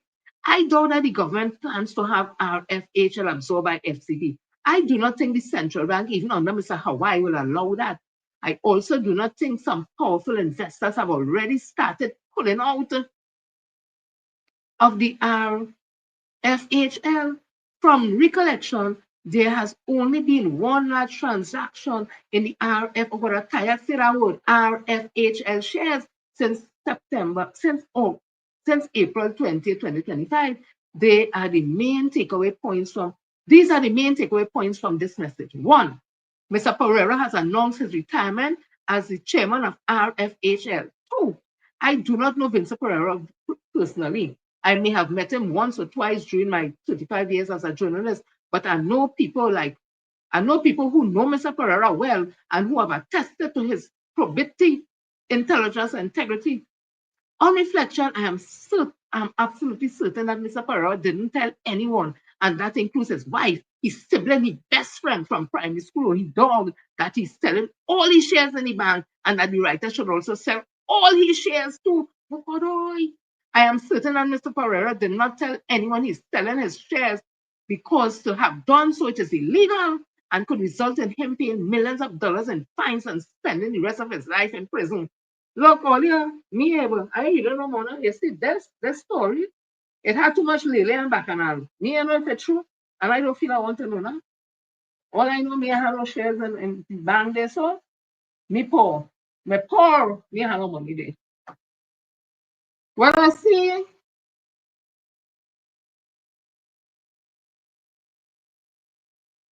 the business chamber, where I'm from, Miss Angie Jaitam, business group, that was in the Trinidad Express. The business group in Trinidad and Tobago see the United States General Dane Khan's visit as a positive step in strengthening bilateral relations between two countries. I'm just going to read one more paragraph because I'm not able to foolishness. Director of the Confederation of Regional Business Chamber, Angie Jairam, said the high-level discussion between chairman of the U.S. Joint Staff of Chief Kane and Prime Minister Kamala Persad on Tuesday fosters deeper trust and economic development. I stop with this BS. Ms. Angie Jairam, I don't know if it's because all is Indian. I don't know if it's because of that. I don't know if that you're a smoke the herb. No, not the herbs. If it is drink, I don't know what it is you're on, what is flipping, popping. I don't know, but not puffing. One cigarette there. To talk about the joint chief of the general, this big man who, when he come on the scene as war, you find that is good for business and it will foster bilateral. Miss Lady, pass you your BS, yes? Me really no more. You ain't making no blasted sense. You ain't making no sense. So they went to Parliament to treat with the stand your ground laws, right? I have concerns, and me and no member of Parliament now when the PNM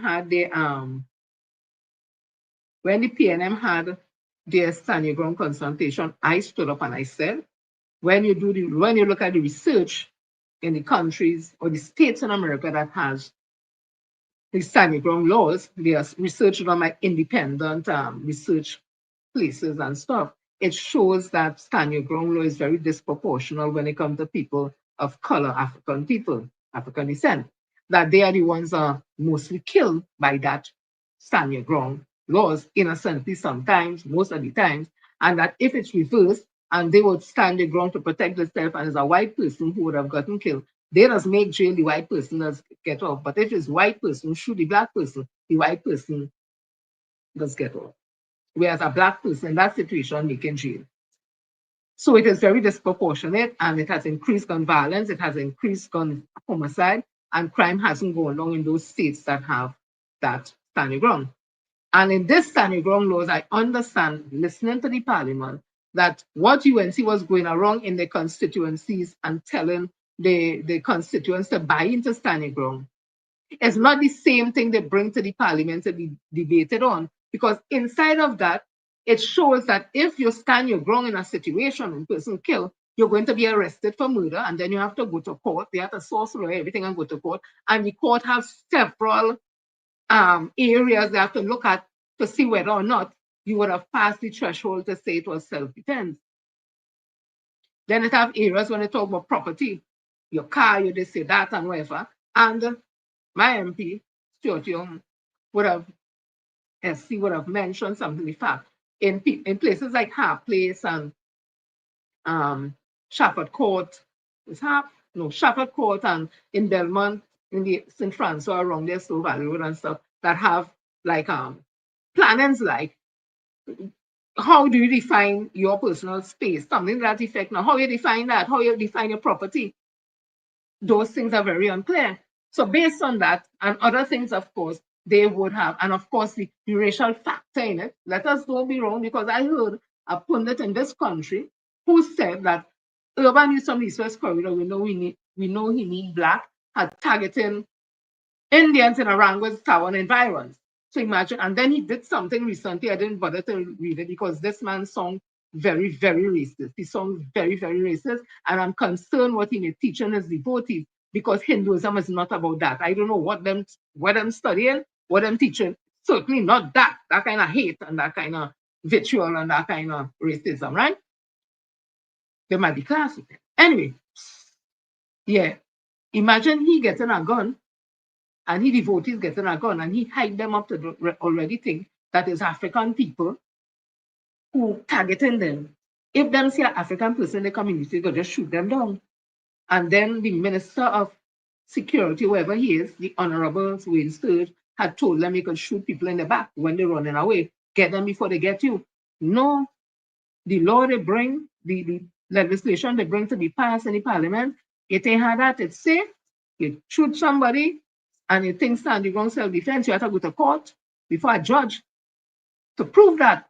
You have to get a lawyer, you might spend time in jail till the case come up, all kind of thing. And there's a whole list of things that the court had to look at, the judge had to look at in determining whether you reach the threshold to say that it's self-defense, right?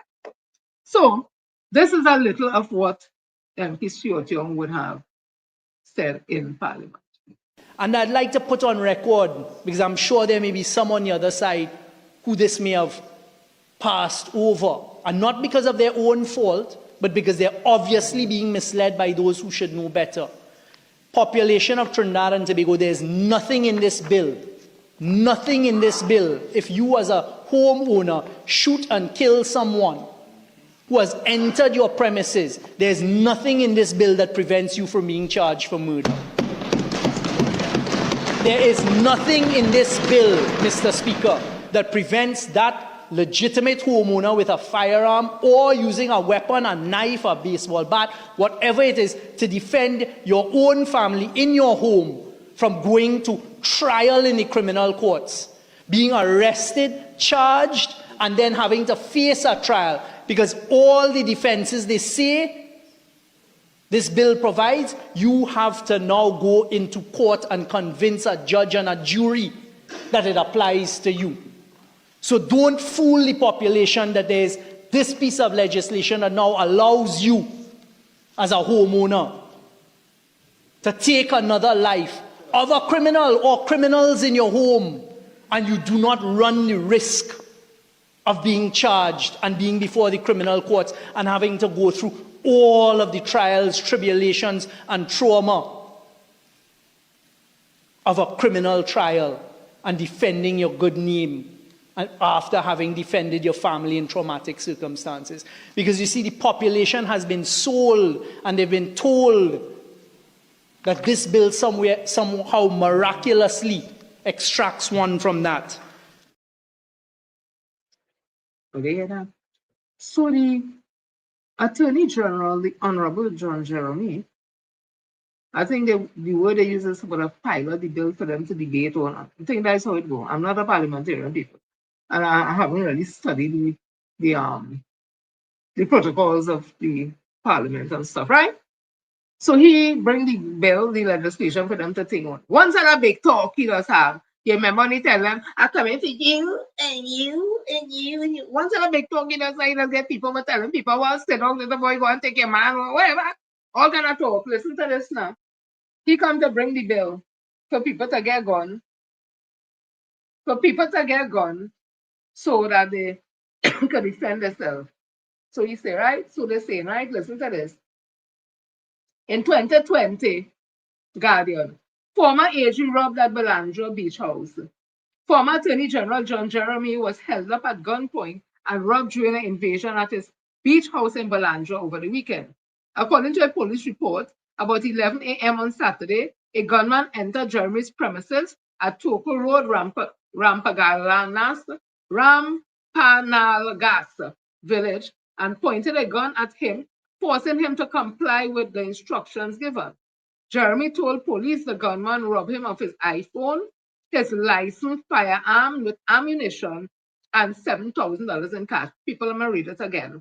Jeremy told the police the gunman robbed him of his iPhone, his licensed firearm with ammunition, and $7,000 in cash. Jeremy told the police he was not injured during the incident, but he was left highly traumatized. The suspect escaped. Police officers have launched a search in the area for the suspect as they have an idea who they were looking for. And the point is, we come right back to what they're saying. This idea that having a licensed firearm that you'll be able to stand your ground and defend yourself, the Attorney General of then, when he was former and now former, he had an incident where he was held at gunpoint. He had a licensed firearm. He was relieved of his licensed firearm and money stolen and all that, and he was traumatized after. But they want you, the citizen of this country. I am not saying we don't have a crime problem. I am not saying we shouldn't defend ourselves. I am not saying you shouldn't defend your house, your family, property. Me, I say none of that. But we have to be responsible and not take the work of the police because like, they want we to do the work for we. We have to protect ourselves. We are no police, so just protect yourself. That's it. But people act differently under certain circumstances. And giving everybody gun and say stand your ground, it might end in all type of things. We might have escalation in domestic violence where husband and wife get with two of them gun, they shoot it out. You know, and some Brian man and MP, I think would have raised that issue, and it's real. And they try to shout it down and all that. It is real. In the Indian community, yes, they do. They must fight for land. Yes, they do. Yes, they do. Chop up all kind of things for land, for money, for house. Yes, they do. So imagine now them have guns. They gonna have no chop up again and just shoot out. When they go up in Cora to have a line, they just live good. I love how the whole family, you know, I love it. I find that to be so nice. But somewhere along the line, someone of them drink the rum. And all what they have in their mind, Riverline will start to mash up. Now he gonna have no cutlass, he gonna have guns. So you hear shootout up in Quora because of XYZ. What about you and your neighbor? The neighbor have you in mind because of something, he get a gun, you have one too, whatever. And a day you come out and you watch here, you go close to the fence like what happened in Tobago, and people draw the gun. So it's a gun tongue. The only AG who come to pilot the bill, if that would just call it, he was held up at gunpoint and they take his whole gun from him.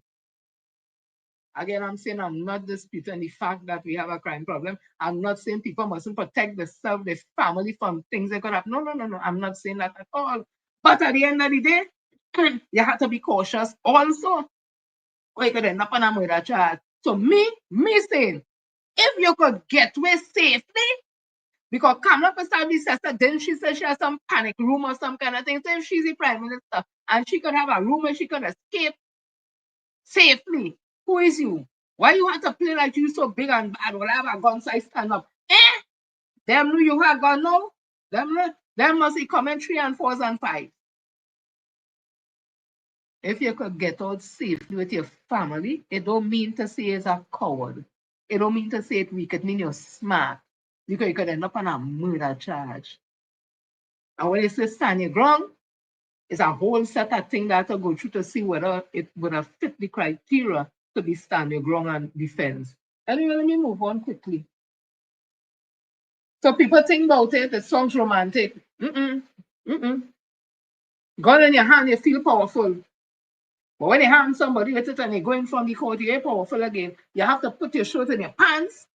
You can't talk, you have to stand up when the judge comes, you have to bow so. You have to wait till he leaves to sit down. You're like a child in the court and they could ball you up wherever they want. And if you go in jail, well, once there, you have to do what them say. You have no freedom. Think it over, think it again. So I'm seeing this here media release the 27/11/2025 for immediate public attention. Outrage grows as MPAAI staff songs alarm over sudden unexplained contract termination. A wave of anger and disbelief is escalating amongst employees at the Ministry of Public Administration and Artificial Intelligence following what workers describe as a mass unjustified purge of contract staff, short and long term. Reports from inside the ministry indicate that employees are being terminated without warning, without cause, and without the most basic respect owed to human beings who have given service, years of service to the institution. Affected workers recount being blindsided, some learning of their termination at the start of their workday, others receiving cold, dismissive correspondence offering no explanation whatsoever. According to staff members, even basic courtesy and procedural fairness have been abandoned, leaving families suddenly destabilized and livelihood abruptly shattered. Employees are also raising serious concerns about the leadership driving this wave of dismissal. Many allege that the directives appear to be originating from the minister name called. We're not calling his name because I don't know if this is right. I read it right. Whose approach is being described internally as heavy-handed, uncompassionate, and deliberately oppressive. Workers further claim that the senior administrative personnel are being pushed to sign off on decisions that they did not initiate and do not support, effectively forcing them to carry out action that the staff view as harmful, unethical, and deeply demoralizing. The atmosphere inside the ministry's MPAI, that is Ministry of Public Administration and Artificial Intelligence, has been described as fearful, hostile, and increasingly intolerable, with employees feeling targeted and intimidated rather than supported. The abrupt terminations are being widely interpreted as a deliberate attempt to remove workers without accountability, transparency, or justification. In response, affected employees are demanding immediate public explanation for these mass terminations, full transparency regarding who ordered them and why, accountability from the ministry leadership, a reversal of thorough review of all termination conducted without fair process. The national community is urged to pay close attention to what is unfolding at the MPAAI, Ministry of Public Administration and Artificial Intelligence. Workers insist that actions of this nature have no place in a democratic society and must not be allowed to continue unchecked. This situation represents more than administrative misconduct. It represents an attack on dignity, livelihood, and the fundamental expectation of fair treatment. The public deserves answers, and the affected employees deserve justice. People, if this is true, let me know. That's why I call no minister name, Papa. But whatever, I see a woman in town today, and the woman really tell me that way going on. But Papa, I got to get more info.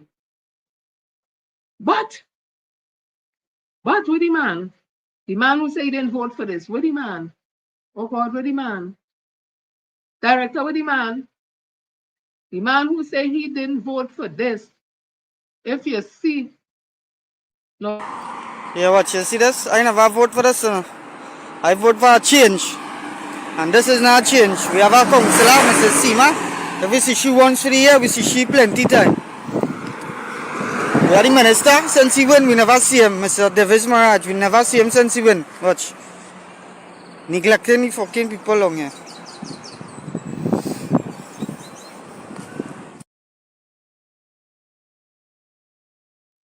My apologies, I didn't know the man customer.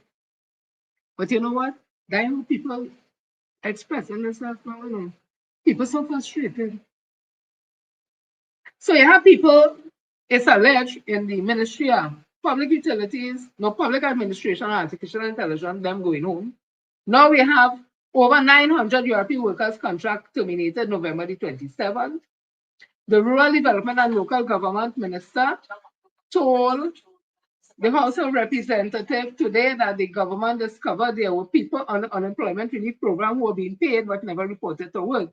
The minister was responding to a question from the opposition about ERP. Hey, when they finish, ain't got nobody working. So let me move on to the things. And he said 10% offer is only the start. I will give a little joke, but I just know. That's yesterday in the Guardian, the 25th, the 27th, this is Danny said. Me reading the whole thing, eh? From here, my favorite. I just read on later they say. As ongoing public sector wage talks remain clouded in uncertainty, General Secretary of the National Trade Union, this was before, right? This was before the thing happened. But he raised a concern, very interesting one. The National Trade Union Center, Michael, and he said he's the General Secretary, that's the umbrella body for unions, right? That is recognized by the International Labour Organization and other places. Now, Python and wherever the next one, they're not recognized. So, has emphasized that a government 10% salary increase offered to public service employees is merely a starting point in the bargaining process, not a final deal that guarantees immediate relief for public servants. He said that before the fact, right? Further, regarding the highly anticipated question of payments for public servants before Christmas, and he said was non-committal, explaining that a blanket yes or no is impossible. Speaking at CNC3 Morning Brew program yesterday, and he said sought to dispel the notion that the 10% offer made by the government in the budget presentation to replace the 4% was a done deal. While he noted, you hear the word he said, to replace the 4% proposal, right?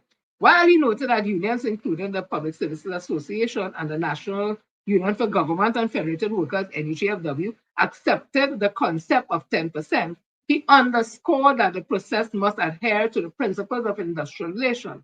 This requires a full negotiating process to be finalized, ratified, and signed off on before becoming a legitimate agreement. I think I would have said that here. Okay. I want to remind the general public the position was a 10% offer, a starting offer, in the context of the outstanding negotiation. And let me put it in the public domain too, that there are more than 3 collective bargaining periods that are outstanding. So that when we talk about negotiation, we are talking about a 12-year period in some instances where workers, in particularly government employees, its statutory board did not get any wage increase, he said. The ultimate goal, he stated, is to secure a final percentage that accounts for the severe loss of purchasing power accumulated over the decade plus period. Excuse me. To expedite this, NATUC General Secretary issued a public plea for the Chief Personnel Officer CPO to meet and treat as quickly as possible with all outstanding unions representing delegated workers on the issue of possible payment by Christmas. And he said, cited the complex internal administrative steps required for back pay, included detailed accounting principles and adjustments, which inherently takes time.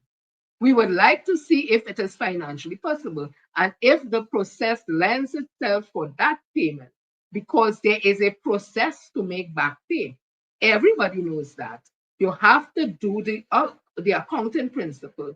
You have to go back in time. You have to do the adjustment. That takes some time, he stressed. However, he suggested that a solution might involve a negotiated arrangement, such as receiving part thereof or a percentage of the amount to provide some immediate relief to workers.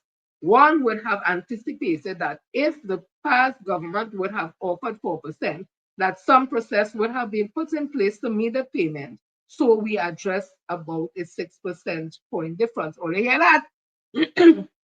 All you hear that? And I always say there are ways and means of solving a negotiating problem. It doesn't necessarily mean that I'm speaking from a natural perspective that you will get your money from Christmas. There can be, for example, an arrangement where you get part of or a percentage of the amount to satisfy the worker and their needs. He also pushed back against external speculation on funding, dismissing ideas from economists about a second budget or drawing from the Heritage and Civilization Fund, maintaining that the method for securing and distributing the money, the collateral, will be determined by the parties to the collective bargaining process. And he said, let me read it out, just one more piece. I saying that there are many different mechanisms that can be put on the table in order to address the issue of outstanding wages increases that have been owed to government employees. There are several different mechanisms, so let the process go through. Let us discuss the process around the table rather than having the speculative anisette said. He argued that the entire economy would ultimately benefit from the injection of cash through back pay, challenging any economist to deny the fundamental fact that economics is about people and that workers have the other drivers of consumption and productivity. Mr. Annie said you're not wrong there. That is why when they took and keep taking, they started with 10,500 CPEP workers. They took them out of the economy. They were getting a salary and they were buying because they were consumers. They pull them out just so. Then they pull out now 900 European workers. They pulling out contracted workers. I hear the figure going to about 50, 60,000 workers that they had fired. Them come out of the economic space. So if you were to give public officers who are about 40, 50,000 money, if those 50 or 40,000 people who they fire are part of the whole package and spending money, yes, I can see that. But when you only have a small sector of the country spending money because they are the workers, the public officers, and you have a next set who are the lower rung, who they fire all of them, send them home, is spending money neither. It's halfway thing. It's all that we have to be spending, Mr. Annie said. Anyways, let me continue. So Mr. Annie says that, and let me give you to Miss Felicia, because when I think he made that I was during the day, some developments happened after that. So listen to the president of the PSA.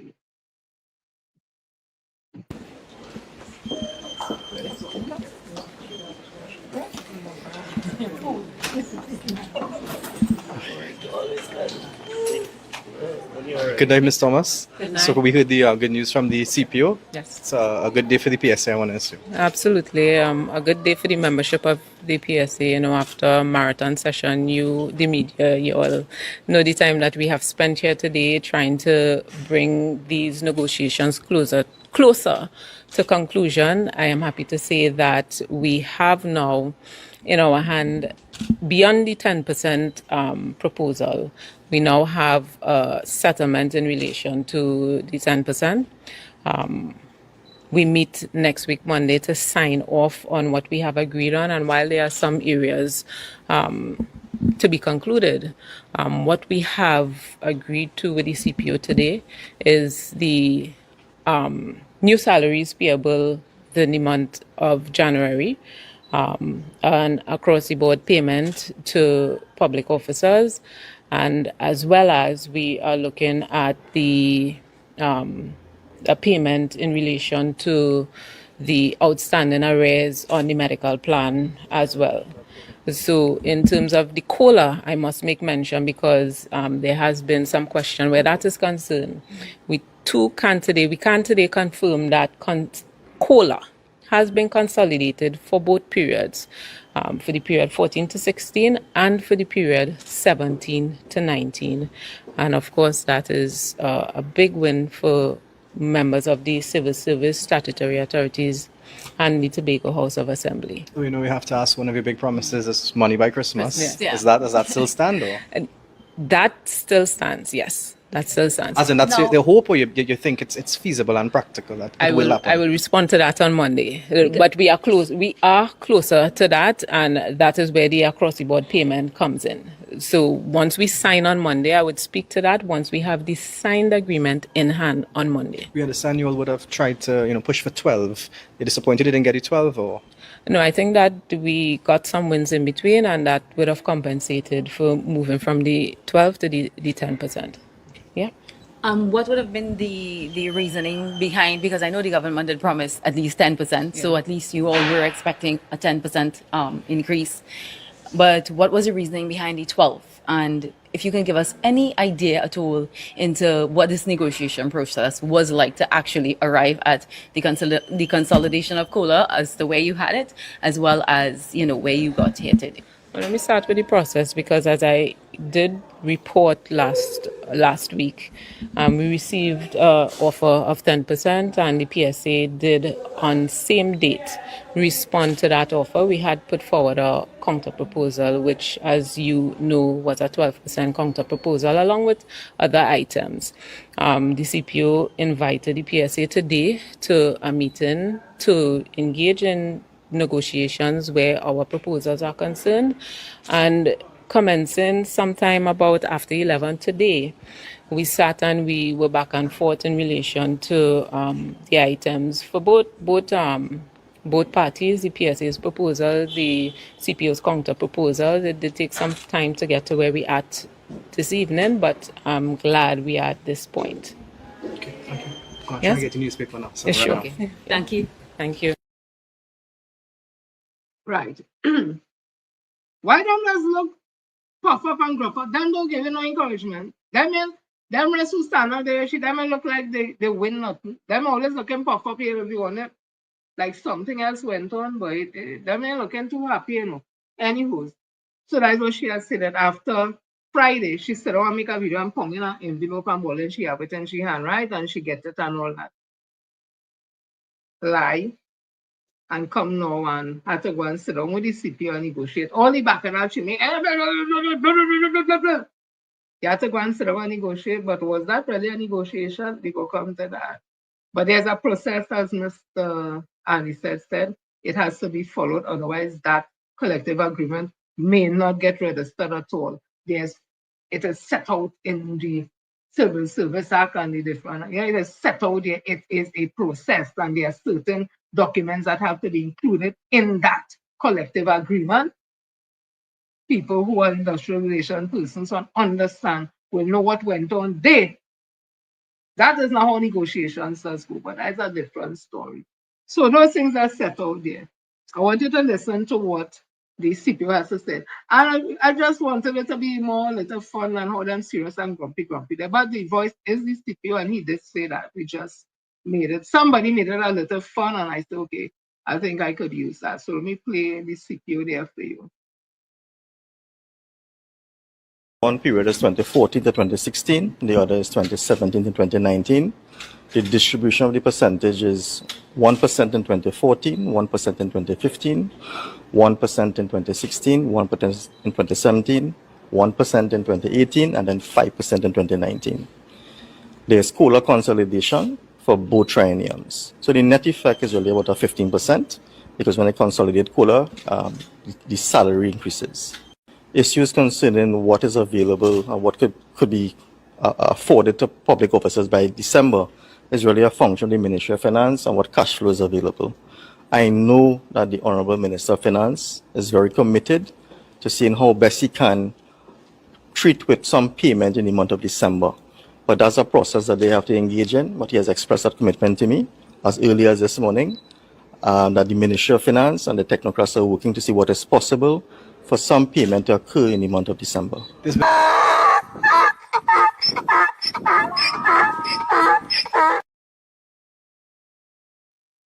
Right. Somebody has sent us me, the Chief Personnel Officer and the Public Service Association have agreed on a 10% wage increase following talks. Well, that would have been on what date was there? And ran late into the night. CPO Darrell Dendial told the Guardian, I want to tell you all the figure, right? Told the Guardian media that the back pay will cost the state $3.8 billion in arrears and $420 million in annual recurring expenditure. Now that recurring expenditure will be the increase in salary, but you remember there was already a certain amount of money every month being paid on for salaries and those kind of things. So this is an additional $420 million they have to look for every month in order to be able to keep up these new increases in salaries. Felicia Thomas said something interesting. She said the payment across the board. And that led me to believe she may be talking about the COLA. Now, the thing about it is this. When they were going around and telling public officers about vote for the UNC, 10%. They didn't say you will get COLA first. They say back pay. So now it seems as though they're not able to give the back pay because of all the logistics, as Ms. Annie said would have. And yes, I still call him Ms. Annie said sometime, and I feel to have some respect when he talks something that making sense. So Ms. Annie said would have indicated the logistics in getting a back pay done for such a large period, because you have to go back in people file, go back to 2014, you have to check who get increment, who didn't get, who was on vacate. So it's a lot of work, but it may be easier to pay the COLA because it's a one thing. Everybody getting that same amount of money. So I suspect that is what they may go through to say they keep the promise, pay the COLA. Me as excellent because I have to get every cent. I was there for all the period and then for 2014, 16, 17, 19, 2022, 23, and 25. So me have to get monies too. However, my problem is also the process and the line of Felicia Thomas and the way they're running the organization that is the PSA. Well, let me continue. So listen to come now, we just come and clog up my thing, Roxanne, all right. Listen to Sarat Singh outside the parliament today. The PSA would have said, well, they accepted the offer, 3.8 billion. It's supposed to cost the country. Can you tell us where the government is going to get the money from? As I told your colleague, you'll find out soon enough.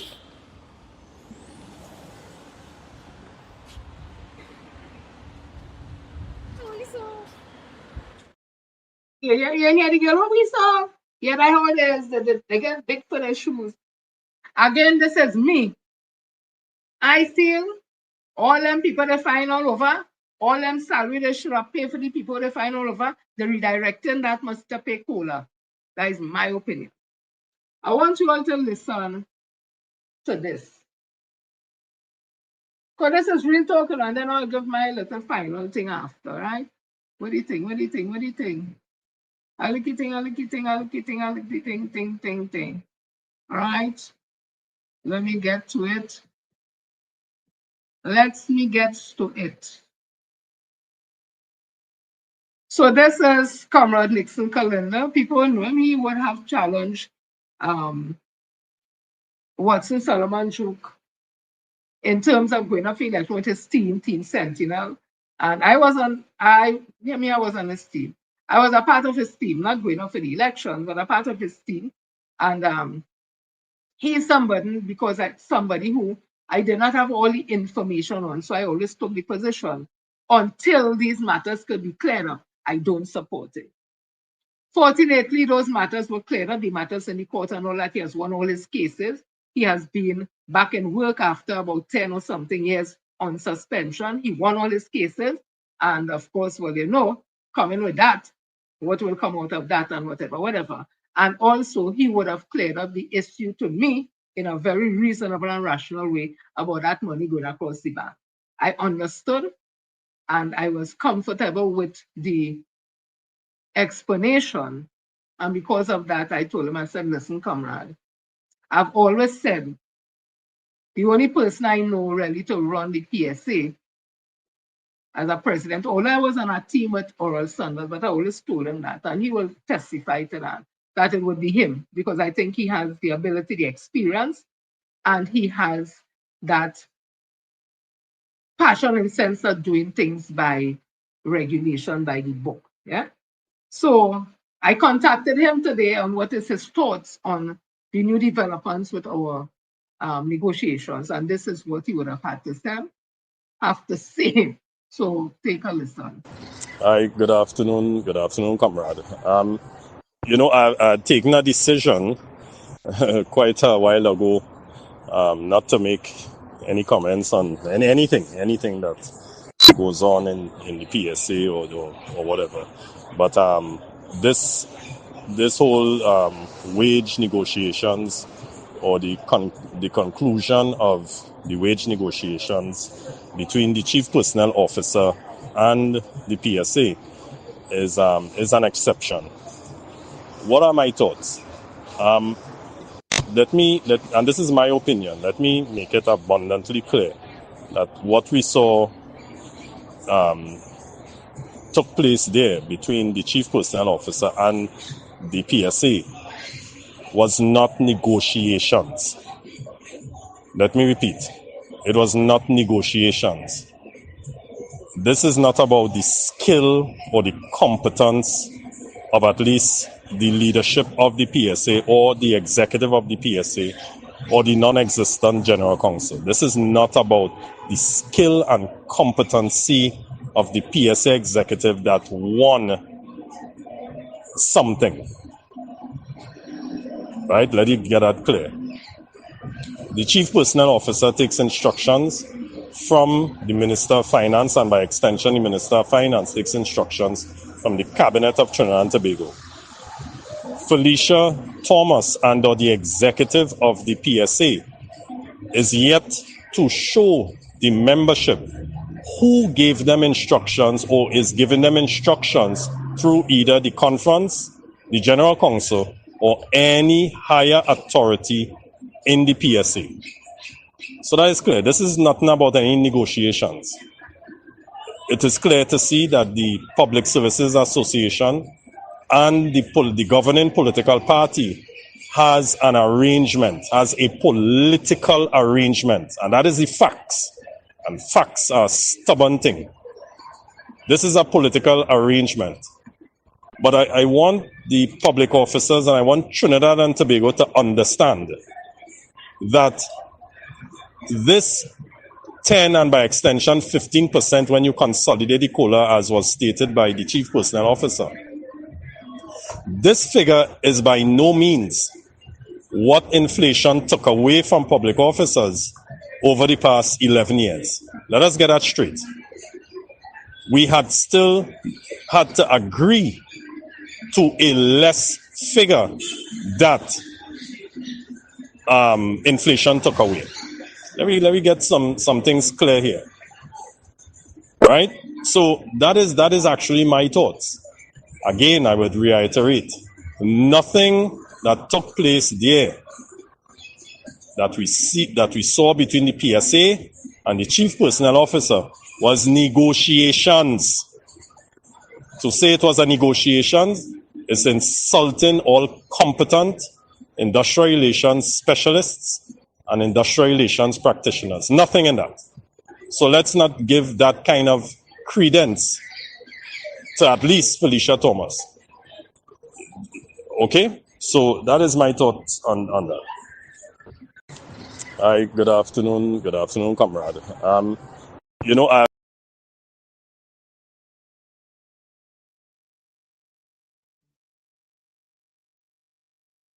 Oh gosh, what happened there?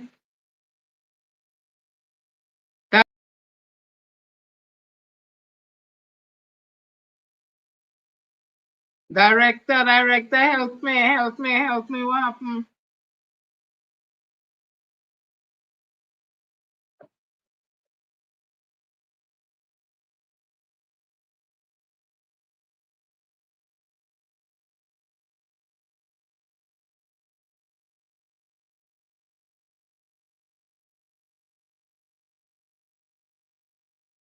What happened there?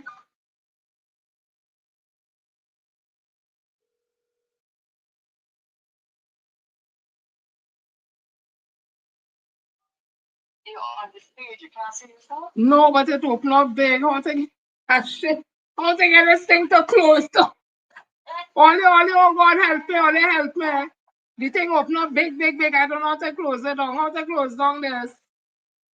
What the hell are you in here?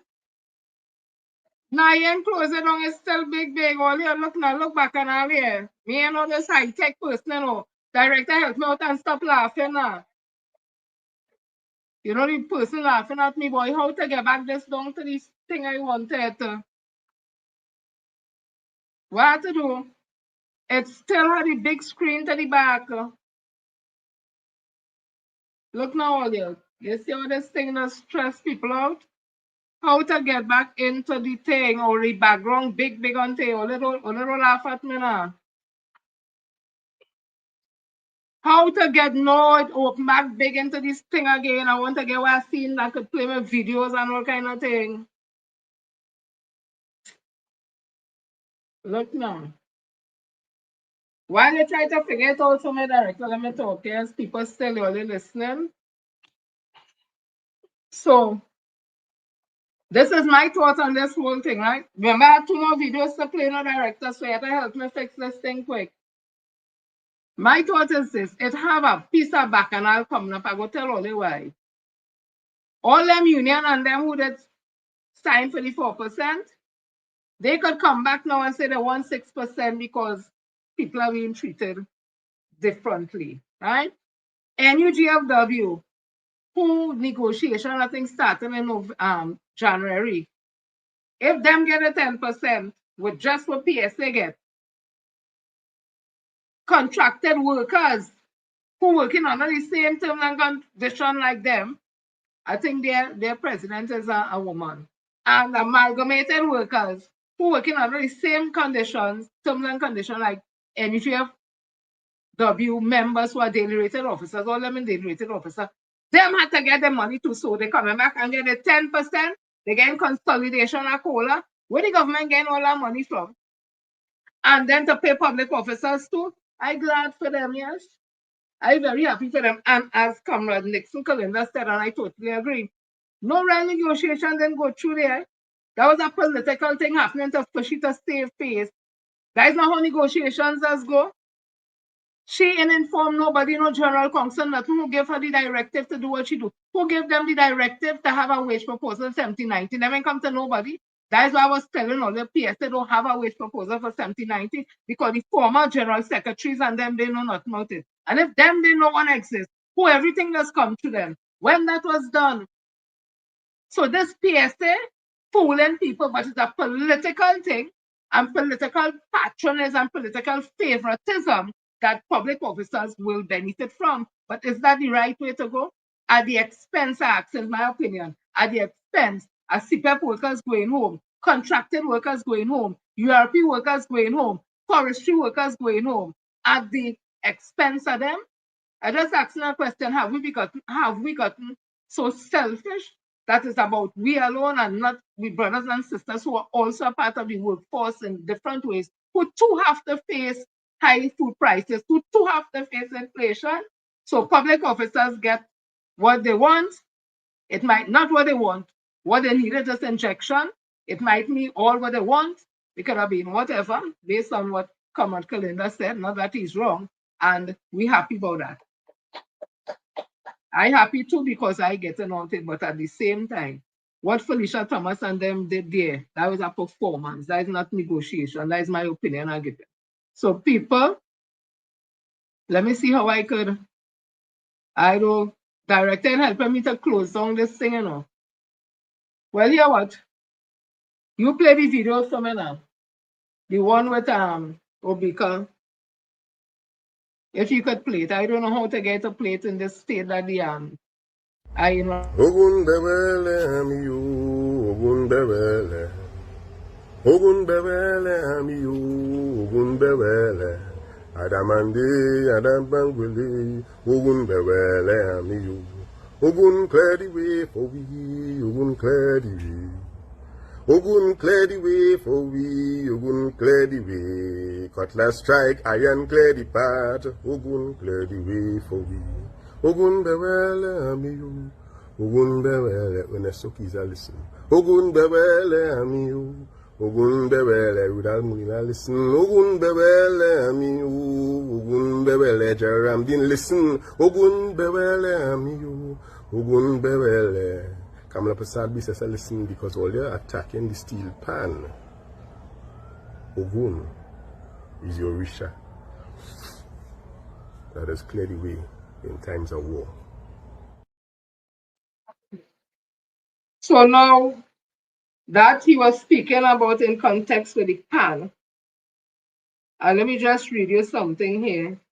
This thing has gone horribly wrong for me, but here what? That is what has happened with us rebound. That is small thing. So let me read you something here from MP Stuart Young on that. Because you know they have removed sponsorship from some more steel band, right? They come in at the culture, they never did like the pan when it become the national instrument. They didn't like the pan at all. Because you see Satura's ball, when we play pan in night and try and study, and they always have a dislike for anything that is African, in my opinion, some of them. So they have taken away sponsorship from another band or next to band. You know what band is that now? So there's money again. So I wonder if all that money they pull in here, there, and every way is to pay the cola. To make it look like, yeah, I only get money, wherever it is, but how they going to make that big payment of the back pay for next year goes to when all them other unions too will have to get a 6% and the consolidated cola too. Where the government getting all that money? I'm asking a question. Is it that they put all the eggs in a potential war basket? Is it that they're hoping that they get the dragon gas deal based on something to happen that is not conducive with zone of peace, and that they feel they will get the dragon deal and the gas? I want to just put something in context here. God forbid what them hoping to happen. All the money in the world will be nothing to we. Ship bringing food ain't gonna come down here. No thing bringing medicine, nothing ain't gonna come here. No tourists ain't gonna come here. No plane is flying to come here more than one ship. And when the Americans and them going after whatever, we now stuck with a hostile neighbor.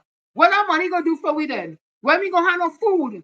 And when we gonna have no medicine for we people? You none for your mother, your father, your children, nothing at all. When we end up in a state where we looking like we on the Gaza, what money gonna do for all you? What the gas deal money gonna do for all you in them kind of condition?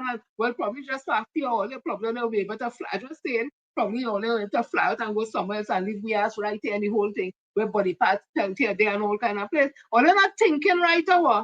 And all who supporting them in this thing, all they're thinking right away. What money gonna do in them situation? God forbid. That's why we praying. Here has to remain a zone of peace. We are trained for them things. We are cut out for them kind of living. That's a fact. That don't mean to say we weak or we coward. We just, you know how strong you have to be to keep peace? You know how strong you have to be mentally, physically, emotionally, and spiritually to keep peace? The easiest thing to do is to make war, and that is sign of somebody who weak. That is sign of somebody who can't make decision. That is somebody who don't use the emotional intelligence. Anybody who's fighting them bully and this one fighting this one now, it's because there's a weak person.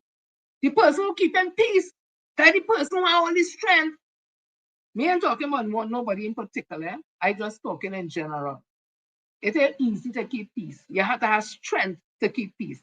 So they terminate the sponsorship of another steel band. Heritage would have done that. Well, you know, they had the people's, in my opinion, in Heritage now. So the sponsor, they stopped sponsorship for who band boy? Skipper Bunch. Imagine that. No, Skipper Bunch and them is steel band and thing that is just not band, they just play. They have, I think I interviewed them about 2 years ago. They have they have the garden where they're teaching young people this mentoring. It's a whole community-based thing where when you go there, it's not just about panel when you're learning music and all that. They stop the sponsorship from them. They stop sponsorship from some other bank earlier, which is really going on in truth, boy. They're trying to done the carnival. They're trying to done African culture. It's my opinion, like they want to make Diwali the national culture. Like they want to make chutney soca the national thing for, and no carnival again. That Ram Leela, is my opinion I'm giving. That Ram Leela is the national ceremony. And it looking so. This is a cosmopolitan country where every creed and race find an equal place. That is, we have always been. We have our differences. We have our agenda. Oh no, we have all kind of agenda, this, that. But when it comes down to it, we are people who just pull together and make this thing work. So my MP, Stuart Richard Young, said the UNC government assault on our culture continues. The discontinuation of sponsorship of our steel band that began with NGC cutting our systems to 3 steel band side continues today with Heritage cutting assistant to Skipper Bunch and Cypria Deltones. It's either it's Deltones. I think it's Cypria Deltones that I talked to. One out of the two of them, but the conversation is the damn same thing.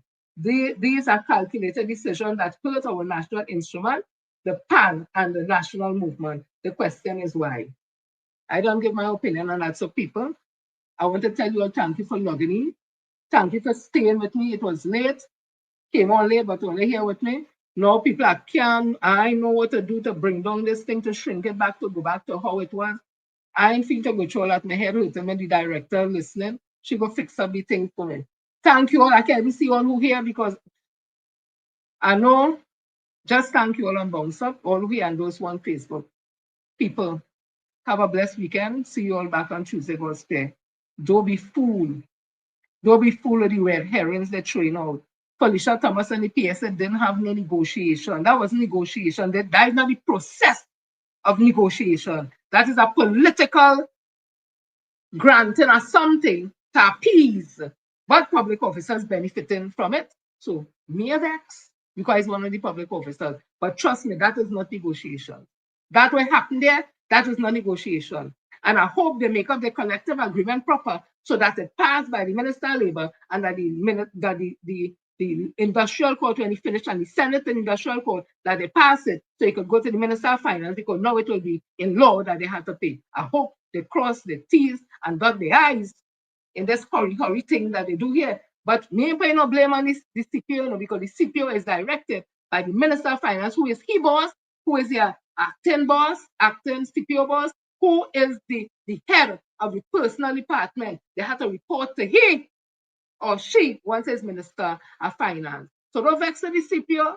The CPO just doing what the Minister of Finance tell him to do. What the acting CPO done the name is Barton, whoever she name, she just doing what the Minister of Finance instructs she to do. So people, I love all you. Have a blessed night, everybody.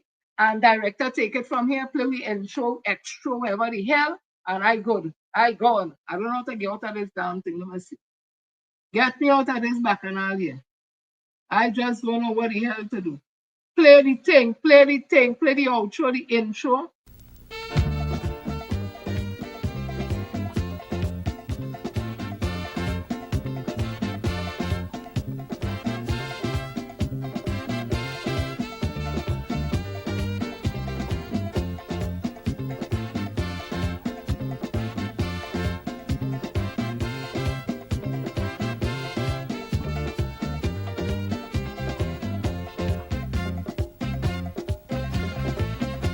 They send me down like prophets of old to cool this tongue, keep it more control. Me ain't get no vision and thing, neither no big message to bring. All they tell me, hey man, as a Tysonian, go and sing this song through the land. Keep singing every day, remember, mommy said. But keep you flying high, same thing does make you cry. Little bit of treasure, little bit of pleasure. So you take, and you take, and you take, and you take. Mistake. What's sweet in good mouth, that's sour in the bamba. All right.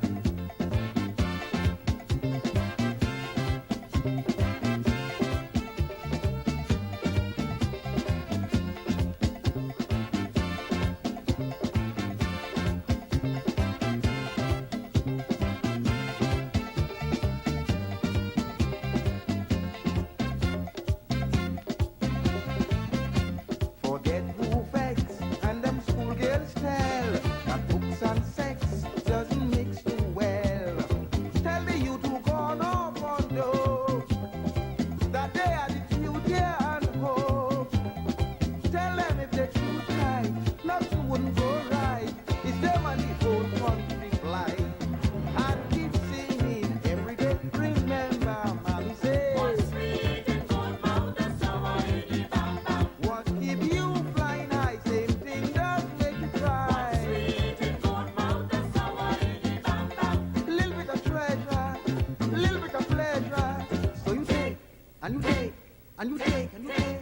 Mistake. What's sweet in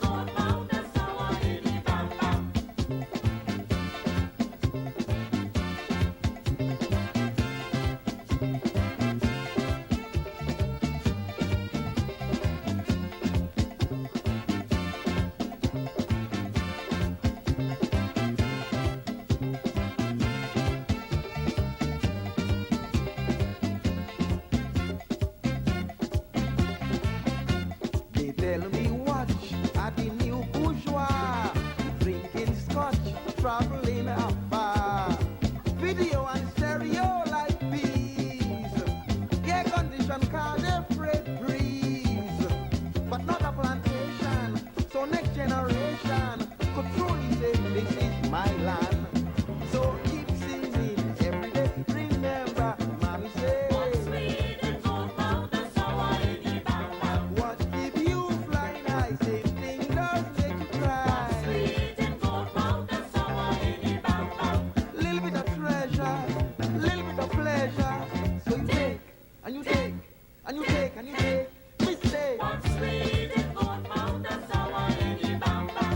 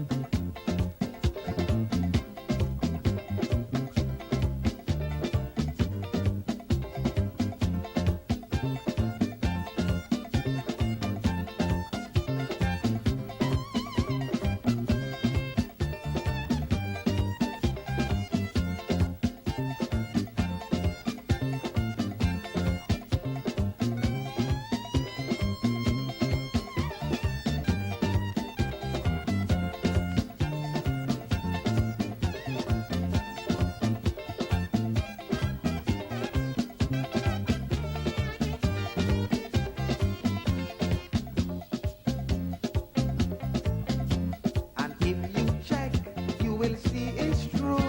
The ill effects of the wrongs men do. All who make women catch their tail. All who lie and send men to jail. All who rob their neighbor